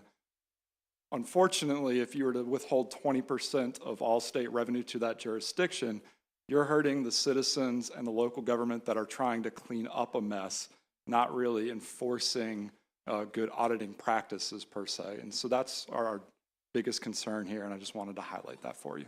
We urge an unfavorable report. Good afternoon, Madam Chair and members of the committee. Kevin Canale here on behalf of the Maryland Association of Counties in opposition to Senate Bill 116 as amended. I only want to speak to one portion of the bill because originally MACO had no position on this bill as it had nothing to do with counties. The amendments in the Senate, though, as Mr. Fiore mentioned, do have onerous penalties for not submitting an audit on time. I'll say that no county government is sitting around, thumbing their nose at the state and saying, we're not going to do the audit. I think that there may, in the past few years, there may have been one county that had an issue submitting their audit on time, and that was because they had a mass exodus of employees, and unfortunately it does take time to clean those things up and try and figure out where everything is and then get the audit in on time. Audits are important. They're important for transparency and accountability, and no one in this room will tell you that's not the case. But we do think that the penalty provisions in this bill are extremely heavy-handed and unnecessary. We don't have an issue in counties where we're not submitting audits regularly. Again, stuff happens, so we may be late every once in a while, but to withhold 20%, as Mr. Fiore said, is extremely, extremely onerous, and it's unnecessary, and we'd ask that you please remove that portion from the bill. Again, that's the only portion of the bill that we have an issue with because that's the only piece that affects counties, but that does set a troubling precedent, and for those reasons, we'd ask for an unfavorable report. Thank you. I have two quick questions, and Delegate Barnes has a question. Ma'am, on the end here, question for you. So I just want to go back to this $20 million. So I'm trying to figure out where this came from. I just did a quick Google search and I couldn't find it in the news because I was actually told to me that the city misappropriated $20 million. So can you just give me your, I don't know where that came from, and give me your explanation again. Okay, well, honestly, we don't have an explanation as to where that specific number came from. We don't. For the most part, we may have collected a total of 11 million in the time that we've had the program. We have had an automated enforcement. How long has that been? Since 2012. Okay, thank you. And for Mr. Mayor, your time ran out. Was there anything else you wanted to share with us? Well, simply that we offer incentives for our businesses that come into the city in a lot of different ways. Not only our incentives, because we're in an empowerment zone, along with other incentives that offer through the local state incentives, as well as federal incentives. We pose those incentives to each and every one of our businesses and give them an opportunity, every opportunity available to do that. That's why a lot of those businesses actually come and take the opportunity to come to our city. It's not like we have a problem with businesses coming to our city. The supermarkets that you mentioned and so forth, they were shutting down all over the country. I happen to work for a food chain, so I know exactly what was taking place with reference to supermarkets as far as them leaving particular areas. we still have people coming into our city and wanting to be a part of our city. They just know how to do business properly, so when they come in, they know what our rate is, and they comply, okay? Again, those who go out and don't maybe do business like they're supposed to, so forth, then they complain. So in this particular case here, our level and what we did for a reason. That reason is to make sure our citizens and the people that actually come into our city and make money and so forth do their fair share. Thank you. Delegate Barnes, then Delegate Wu. Thank you, Madam Chair. I want to kind of go backwards for a minute. Because I was listening to Senator Benson and understanding zip code 20743, understanding Prince George's County the way that I do. We have been talking about this issue for many years. So I want to say that there is a problem in Seat Pleasant. And I think most of the residents will also agree that there are lack of services and amenities within that zip code.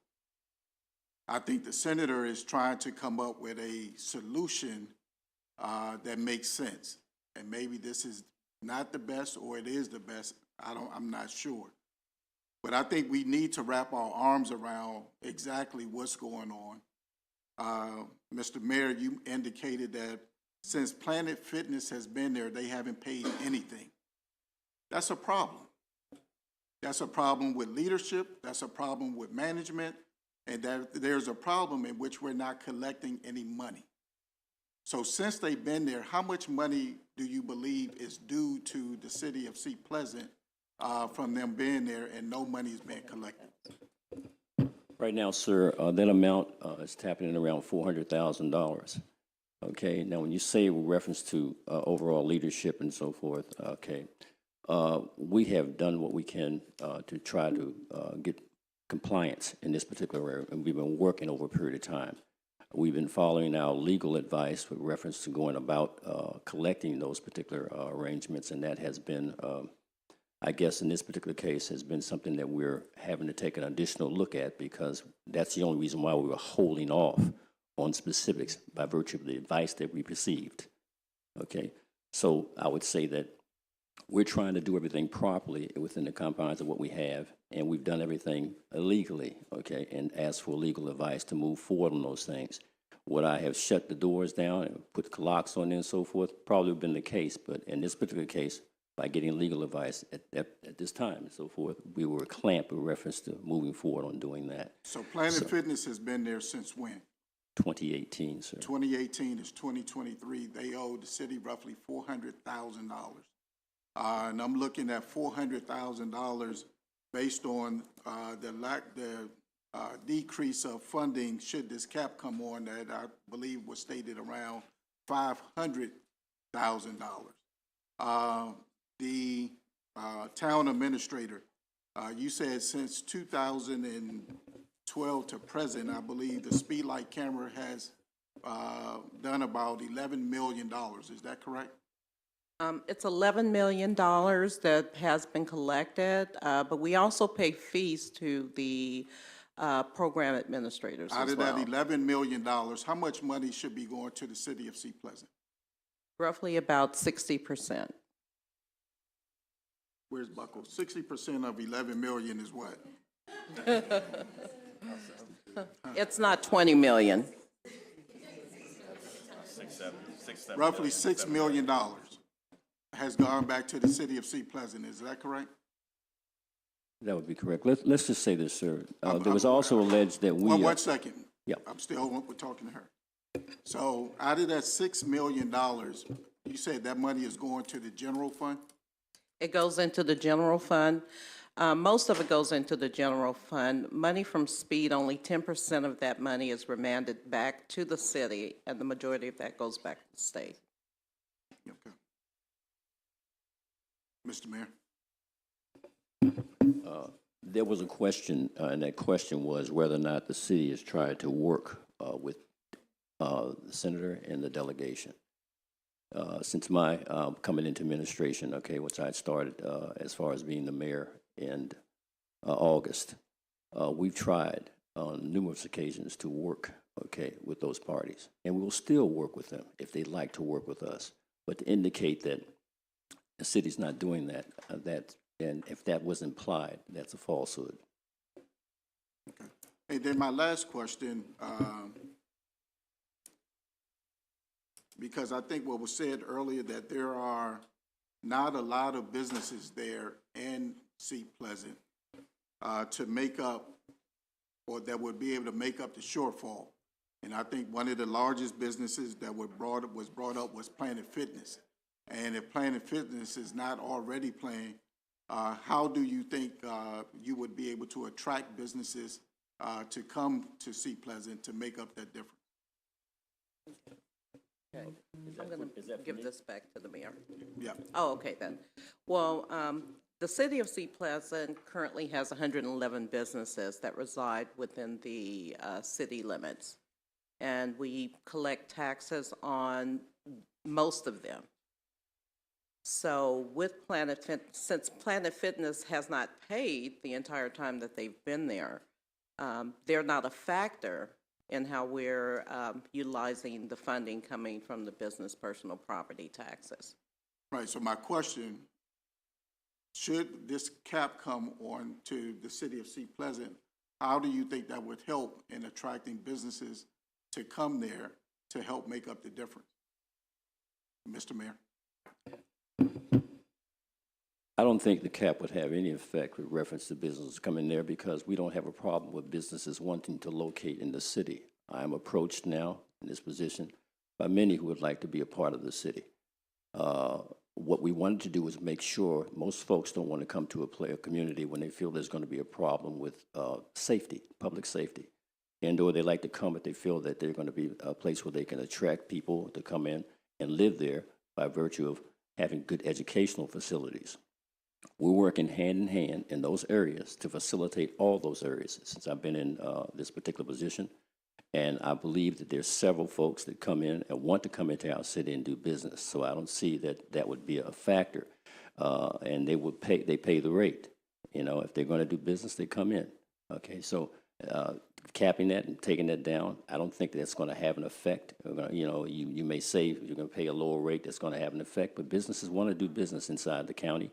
That's why those funding that was talked about earlier, that's why those monies are coming available, because those businesses do want to come.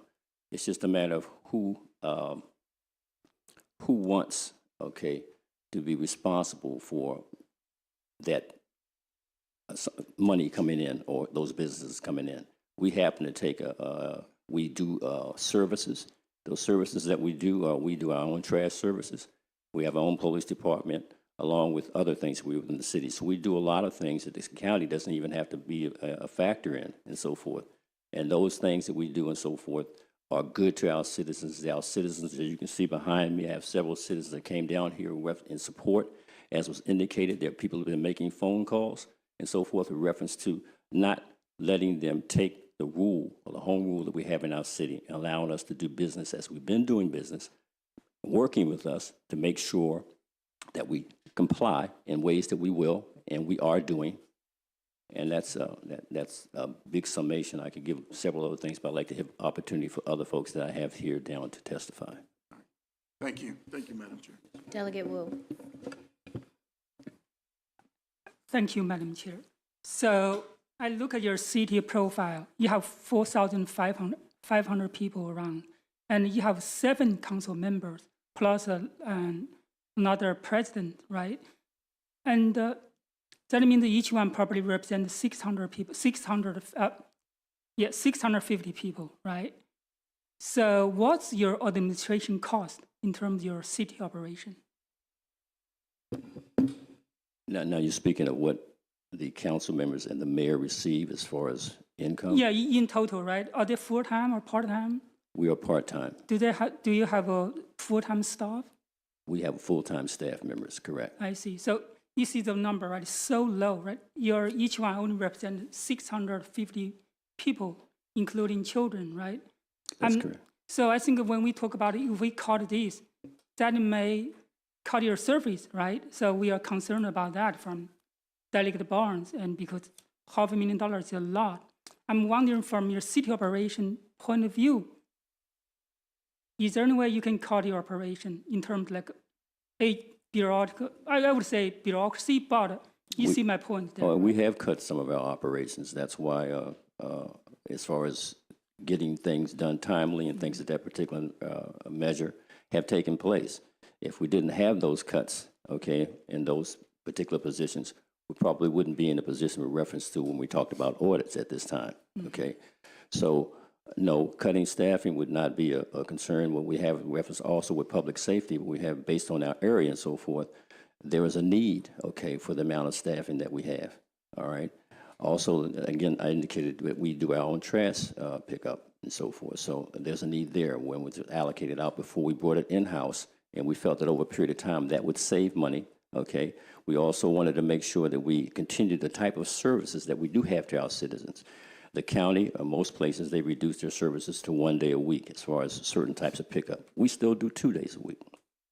Will we have to change some of those things and so forth? Yes, we may have to mandate and change some of those things, but that's the working process that we wanted to do, as I indicated when I had a consultation at one time with the parties that were producing this bill, that if you work along with us with the programs we have and so forth, there could be a way that over a period of time we could make reductions, okay? But we just couldn't do a carte blanche reduction in the manner in which they wanted to impose it, okay, which would be detrimental to our citizens. It would be a time process in order to make that happen. And we were willing to do that. We did make a cut, as was indicated by the paperwork that came out before. It was 15%. Through a consultation, we went down to 12%. And we were working on things in specific to be in compliance. This matter of push that came in this direction, we didn't understand it. You know, it just doesn't make any level sense. And we would wonder whether or not there was some other concern other than just a concern of wanting to bring businesses into the area. Thank you, Madam Chair. Can I make a comment? I think $12 per $100 tax, everybody can feel that too high, right? So that's the reason people have concern. At the same time, if you said you only have 4,500 people, you have 7 council members, then each council member have full-time staff, maybe other space costs and many other costs, right? I think that's in terms of administration costs, that's probably too high too. Thank you, Madam Chair. Okay. Senator Wu, may I? No. Let's go to Plakovich Carr. Thank you, Madam Chair. A question for Mr. Fiore or Mr. Canale in regards to the provisions of the bill that have to do with audit. So as you pointed out in your testimonies, right now, current statute allows but doesn't require the comptroller to withhold funds. To your knowledge, has the comptroller's office used that authority against any jurisdiction in recent years? Not to my knowledge, no. Okay, thank you. Delegate Patterson. Thank you, Madam Chair, and thank you for the testimony. My questioning is pretty much in line with that of Delegate Barnes, and in looking at both the Senate bill and I had a chance to look at the cross file, which is a House bill, 450, there seemed to be a focus on putting a cap on the tax rate, and with the idea that it would support possibly having businesses along the Blue Line corridor. What is your view, one of you, just your view, on having the tax cap and it's supporting businesses along the Blue Line corridor? I believe that's coming through zip code 20743. I was the one who asked about the town, so I will just go back to 20743. I'll try to answer that question also. Senator, we will try to answer your question. We annexed additional area into the city with Central Avenue. Okay, so we came out of the confines of the narrow strip that we have for our area to go all the way down Central Avenue to the Beltway. In which case, we're confronted now with, instead of just the amount that we talked about as far as 5,000, with nearly 100,000 folks, okay, service in those particular areas, all the way down the corridor that you're mentioning, part of the Blue Line corridor. So there's a little bit more to it when it comes down to our overall service and what we've taken on, okay, in order to curtail things that were problematic to our town. I want to make sure that I can answer your question, okay, on if the rate were reduced, and it bringing in businesses. The proposal is that there be a cap on the tax rate. Yeah. Well, Would you see that as a venue advantageous for businesses coming in to your district, which is 20743? I could see it as being an incentive, okay, for business. No one wants to, as I indicated in my testimony, no one wants to pay more taxes, nor recommend taxes, want to lower the rate as far as I'm concerned. But I don't think that would detract people from wanting to come into the area. I really do not.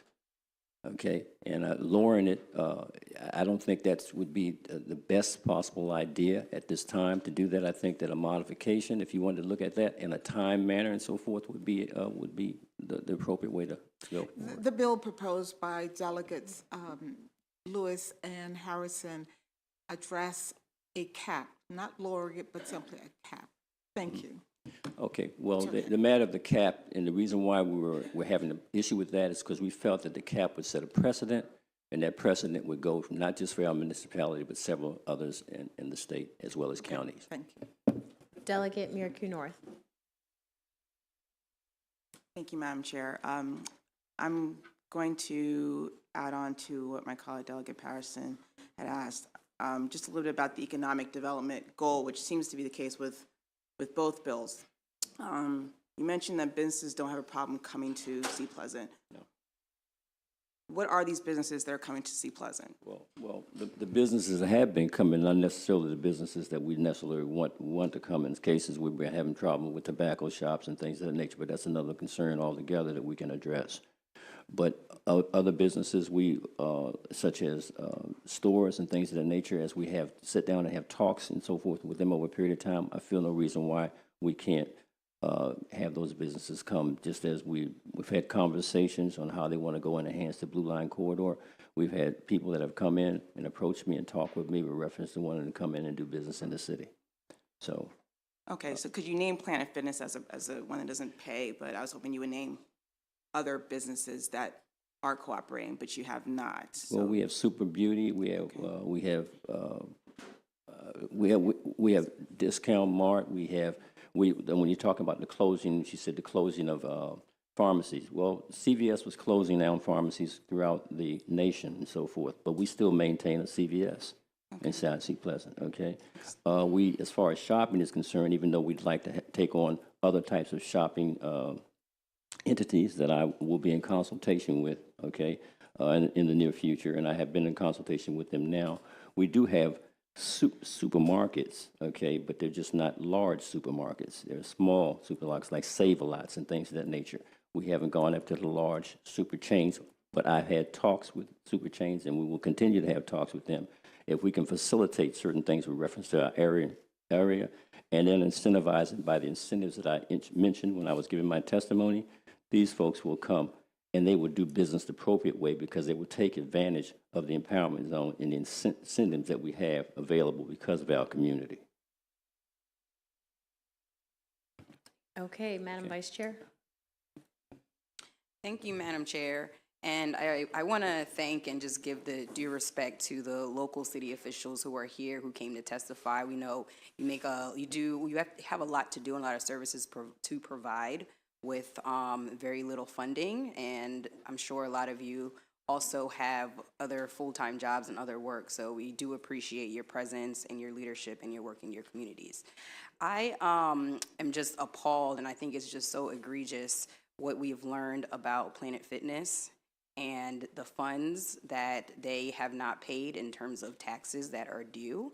And I wanted to get a better sense maybe from our city and county folks about the tools that are at our disposal in terms of making sure that those funds are received and making sure that us as a state, that we're providing you all with the support and the tools necessary to make sure that you're able to collect those funds. And if Planet Fitness is out there listening, you know, we want our money, and make sure that you pay those taxes. I don't know if the state will get a cut, but we want our money. We want you to get your funds as well. So, but the question is, I really do want to know what kind of tools are at our disposal to be able to collect those funds and force those funds. So I mean, we have a tax sale process, obviously. I'm not exactly sure what's going on with the Planet Fitness, but I'd be happy to follow up in terms of what tools counties have. I'm sure municipalities would as well. But again, I can't comment on the specific situation, but I'm hopeful that there is a tool to, like you said, we want our money. They need their money. Look into it for you. Thank you. Delegate Henson. Thank you, Madam Chair. I'm looking for a little guidance from our local officials on the appetite for this bill in your communities and in your jurisdiction. Are you seeing from the residents that they're asking for a cap of the personal property taxes? Is it something that's been brought to your attention? Are residents saying they want the personal property taxes capped in your jurisdiction? They want this report filed with the requirement of the auditor that's listed in the bill. How is it being received at home? Well, it's being received, we had a meeting, a meeting yesterday where we wanted to talk and really educate our citizens about the various things with reference to taxes and the like. And the sentiment with reference to that, they want the fair share to be paid by the appropriate parties, which would be in personals, because they didn't understand. When you say personal, it seems like it's centered around them, as opposed to getting them to have a clear-cut understanding that these were business personal property taxes, okay? And the sentiment that I received, okay, even from the large group of people there, was that they were in opposition to this particular bill going forward, okay? And a matter of running our town the way we've been running our town and working with us in a matter of doing what we need to do to move our city forward, okay? But we want to work with all parties. We're not aware of that. We just want to make sure that what we do is right. And as I indicated before, it's in their best interest that we do things in the manner in which we were proffered our tax forward at that time.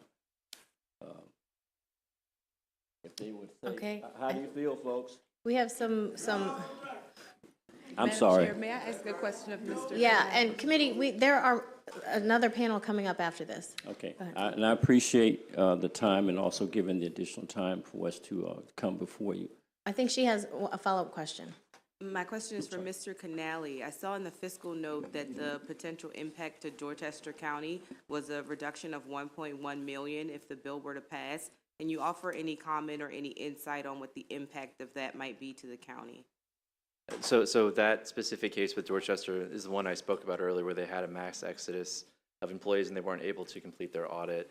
So that would be the case for Dorchester. In terms of other counties, I mean, I think it's a lot of money. So if counties weren't, submitting their audits on time, which again is not an issue, and I think Dorchester is the one, and at least as long as I've been down here, where there's been an issue with the county submitting an audit. So, that's a $1 million hit to the county, but really it's for the residents, right? We're talking about police aid, we're talking about highway user revenue, we're talking about disparity grant, Dorchester Disparity Grant County. So this money wouldn't affect the actual administration of the county and those folks. It would affect the residents because you'd have a reduction of services. And in a poor county like they are, it's really just adding on to an already tough situation. So they're trying to get things right. They will get things right. But we just think this is way too heavy-handed. And like you said, that's a lot of money for a poor jurisdiction who's a disparity grant county. And we want to talk about withholding a fifth of their funding. That just doesn't help anyone remedy the issue. Thank you. Thank you, Madam Chair. Delegate Feldmark, then Delegate Charles, then we're going to move on. Thank you, Madam Chair. Thank you for being here. My question is for either the mayor or city manager, whoever is able to give a quick perspective on this, because we've had a fair amount of discussion about Planet Fitness and their non-payment. Are they unique in their non-payment, or is this an issue you're dealing with other businesses? So yes, they are unique. They're the only business that has not paid since they have been in Seat Pleasant. Planet Fitness, they're franchised, right? So that's owned by... Yes, they are. Okay, thank you. Mostly. But this particular one is a franchise as well. Okay, thank you. Delegate Charles? Thank you, Madam Chair. This is for the city. You know, the delegation put forth a lot of effort this last session to bring home $400 million to Prince George's County for the Blue Line Corridor. This is a huge effort that we have undertaken to go from the DC line all the way until downtown Largo, which is a brand new area we created, and you guys fall right in the middle of that.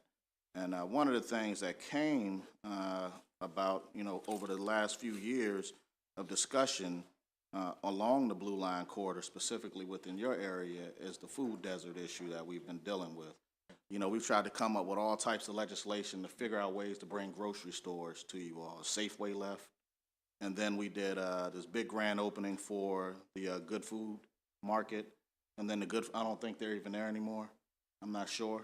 And so by eliminating this bill and not addressing this tax cap, how do we plan to address the real issue circled around bringing grocery stores into our community, making sure the real development goes along the Blue Line Corridor, specifically there, because that's a big conversation to make sure we do not lose focus of the Inner Beltway community as well, because we want to make sure the development is happening on this side of town in addition to just downtown Largo.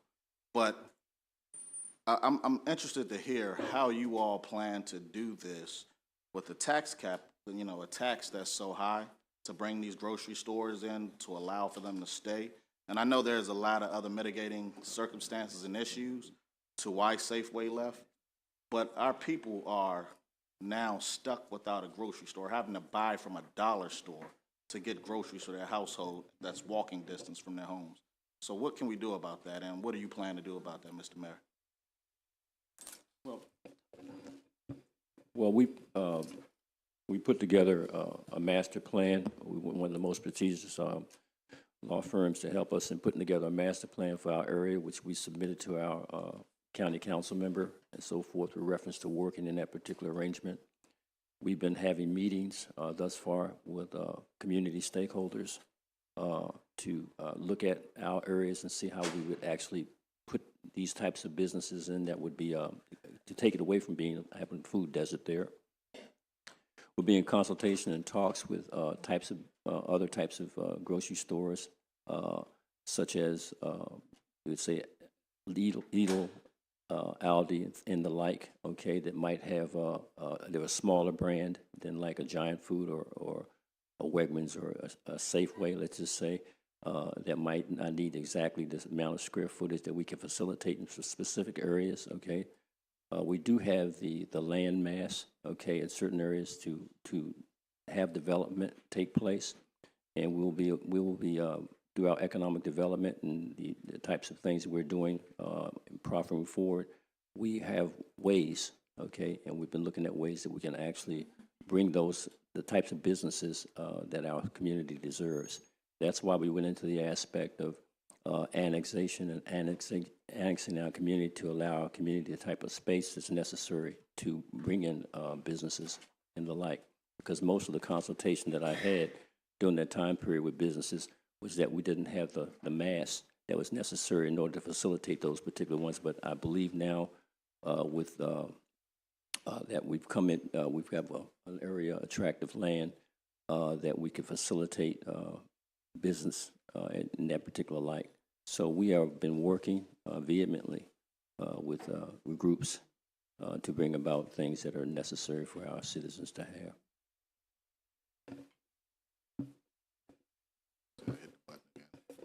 In specifics, if you want those and so forth, if you would come in and so forth, we can give a real good idea as to what we're doing with reference to overall development. No, for sure. I definitely will make my way to the city to get more information. But do you foresee you guys lowering the tax cap for grocery stores to make it a little bit more amenable for grocery stores to come? I don't want, just for clarity purposes, the grocery store that is being mentioned is Safeway. That store closed in 2012. At the time that store closed, we had a rate of $4 per 100.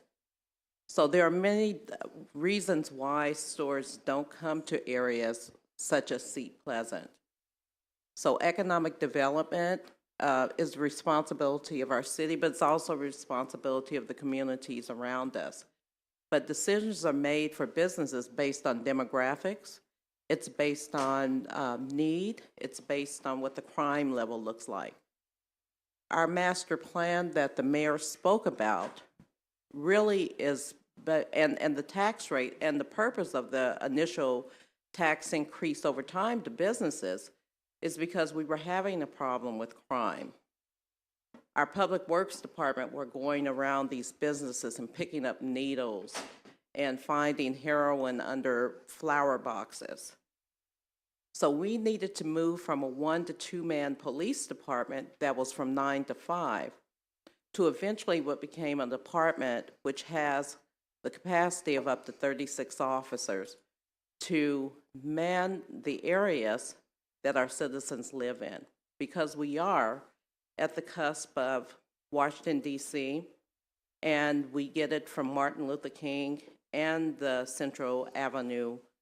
And our service area, even though our residents are here for 5,000, and the mayor had indicated, we have a service area of 100,000. Additionally, we also have the Addison Plaza Station right directly across the street. So there's a lot of traffic that comes from that area, and most of our school children, at least the high school and middle school kids, are actually coming from those stations that are crossing. So this bill has to take in consideration the uniqueness of every municipality and what they're dealing and what they're facing with. And if you're to look at some of the numbers that our police chief will have, should he have an opportunity to speak, he will show you the dramatic curve in crime, how we've been able to lower the crime in the city. And because of the uniqueness of our police department being so close to the community, they're able to avert crime in a way that you could not do if you were either a state police officer or a county official. Okay. One last thing, I didn't mention the fact that we are a smart city, okay? And there are many businesses that want to come and be an integral part of a city of our size and our magnitude of a smart city, okay?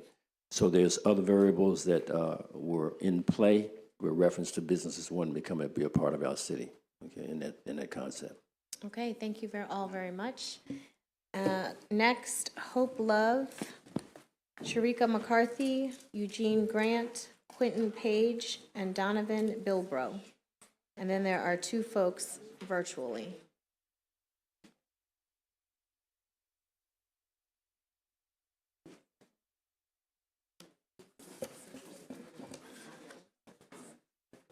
Okay, go ahead and introduce yourself and whoever would like to go first. Good afternoon, Madam Chair, Madam Vice Chair, and members of the committee. My name is Sharika McCarthy. I serve as the council president for the city of Seat Pleasant. Okay, and I'm here today to express my opposition of Senate Bill 116, which threatens the authority and the ability of local governments to provide essential services to citizens. And so you've heard from other representatives of the city and what they feel. I want to speak specifically to the residents.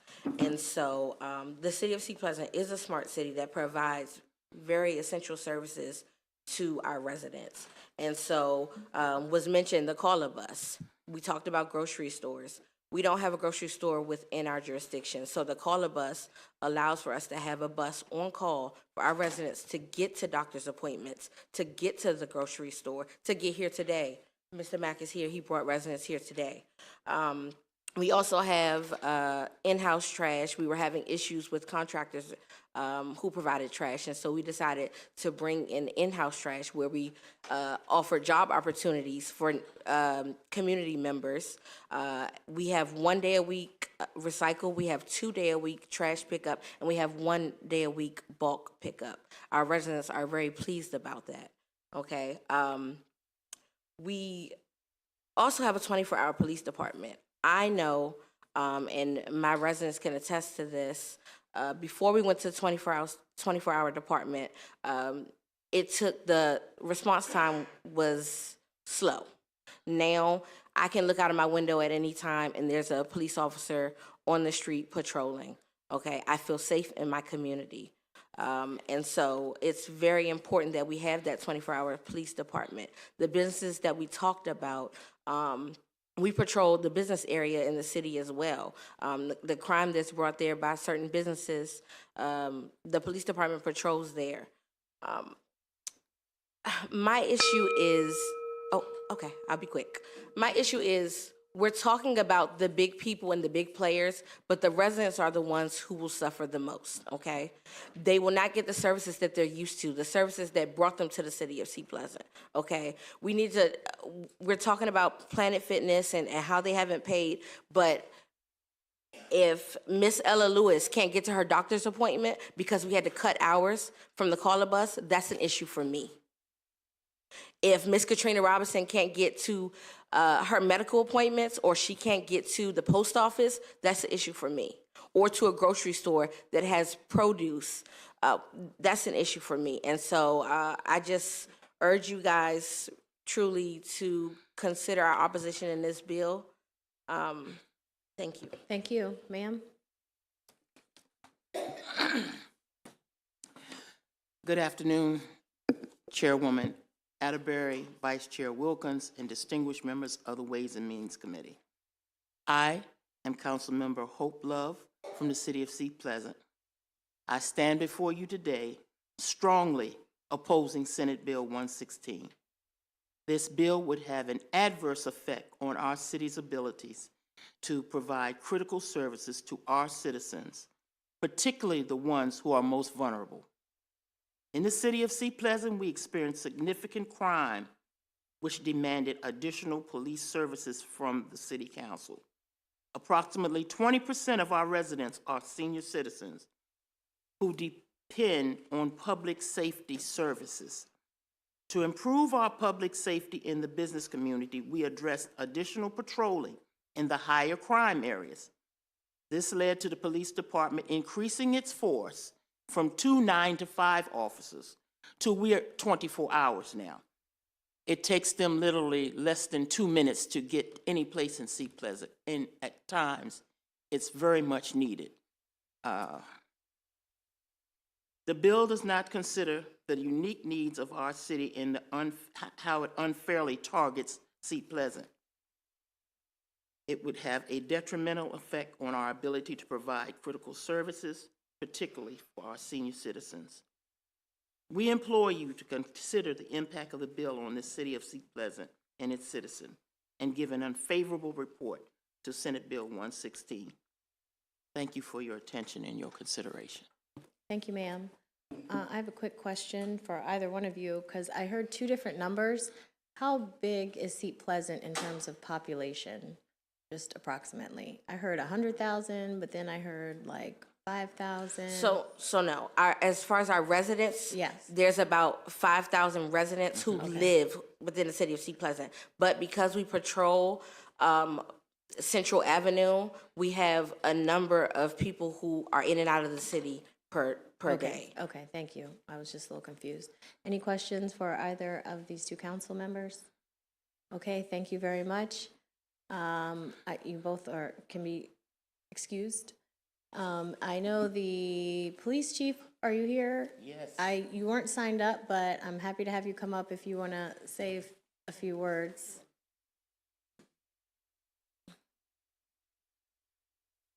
Just not my normal protocol, so my members are looking at me crazy, but. Oh, okay. Good evening, Madam Chairwoman, Vice Chair, and to this distinguished members of this committee. My real concern is to this bill is the impact it would have on public safety. We have worked. I am the newly appointed chief, just as of a couple of weeks ago. But I will tell you that in my time as acting chief and when I took over this department, we have spent a lot of time in areas where they were most needed. Going to a 24-hour police department and making execution, having a community engagement that I will put up against any municipality in the state of Maryland, really helped in our reduction of crime.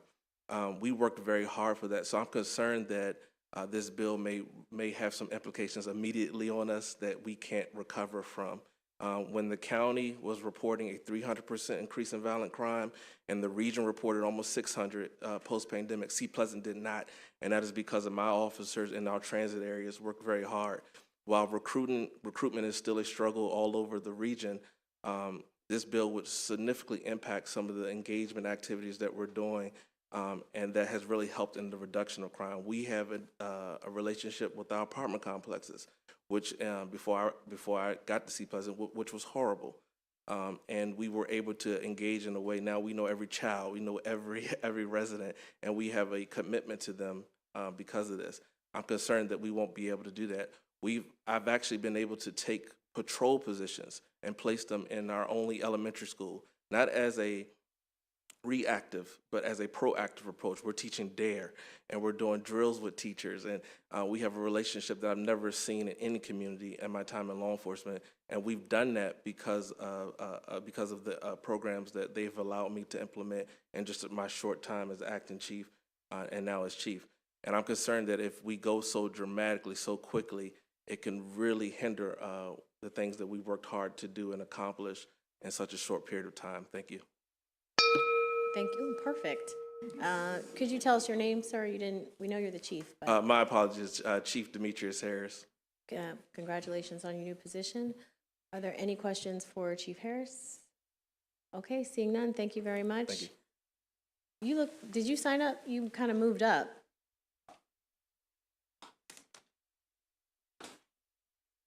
Just introduce yourself and go ahead. My name is Donovan Bilbro. Hello, Chairwoman and Vice Chairwoman. I'm coming to the committee or presenting myself in front of the committee not as anyone of political power, but as a resident of the city, as a youth, as a millennial of the city, who wants to one day sit on a seat as you are right now. I appreciate my city in the way that it has been able to have an impact, a positive impact on the very people that they look at every day. It is not, they don't look at their citizens as numbers. They don't look at their citizens as sources of tax. They look at their citizens as Katrina Robinson, who has been a resident for 30 years. They look at my own grandmother and family who have been residents of the same home for 45 years. And when they see the improvement of trash collection, because yes, they are paying more taxes in the sense that their valuation of their home is going up, as I learned yesterday. But this is not for a personal reason that I come up here, but as a representative of the people that cannot speak for themselves today. I appreciate all of the functions that are going on in our city. As someone who could possibly be looked at as a threat one day, driving through the street or walking down the street, I appreciate that my police department, I know them by name, many of them. They smile at me, they shake my hand at the barber shop, which is one of the businesses that are in my city. And though I may be bald, I do get my beard worked on. But I do want, thank you. I do want to acknowledge that I too stand as a resident for this bill not being passed, because it would affect me, my family who've been here for generations, negatively. Thank you. Thank you. Sir, just tell us your name. You can just hop over, yeah. Good afternoon, Chairwoman Atterbury and Vice Chair Wilkins, members of the Ways and Means Committee. My name is James Wright. I am a council member, an at-large council member for the city of Seat Pleasant. I am also a member of the Fourth Estate. I am here to voice my opposition to Senate Bill 116. This bill is a violation of our home rule authority and would impede the city's ability to govern itself. I have personally witnessed the positive impact of how the city of Seat Pleasant has utilized funds to improve public safety and to protect its citizens. I see police cars all the time because I'm a walker, so therefore I'm out in the public and I see them. The previous council recognized the need to address the high crime rates in our special taxing district and subsidize city services used for public safety. Furthermore, the city's Department of Public Works has been actively cleaning public areas where drug use and intravenous apparatuses were found and disposed of by city workers. When you walk the city of Seat Pleasant, the streets are clean and the yards are very well manicured, and that is done on a purpose. These initiatives have helped to reduce crime and create a safer community for our citizens. This bill sets a dangerous precedent for all local governments in Maryland, and I am strongly opposed to it. Now, singling out Seat Pleasant sends the message that we are held to a different standard than other municipalities and counties. I urge this committee to consider the impact this bill would have on our city and the need to respect our home rule authority. Thank you very much for your time, but let me say one more thing.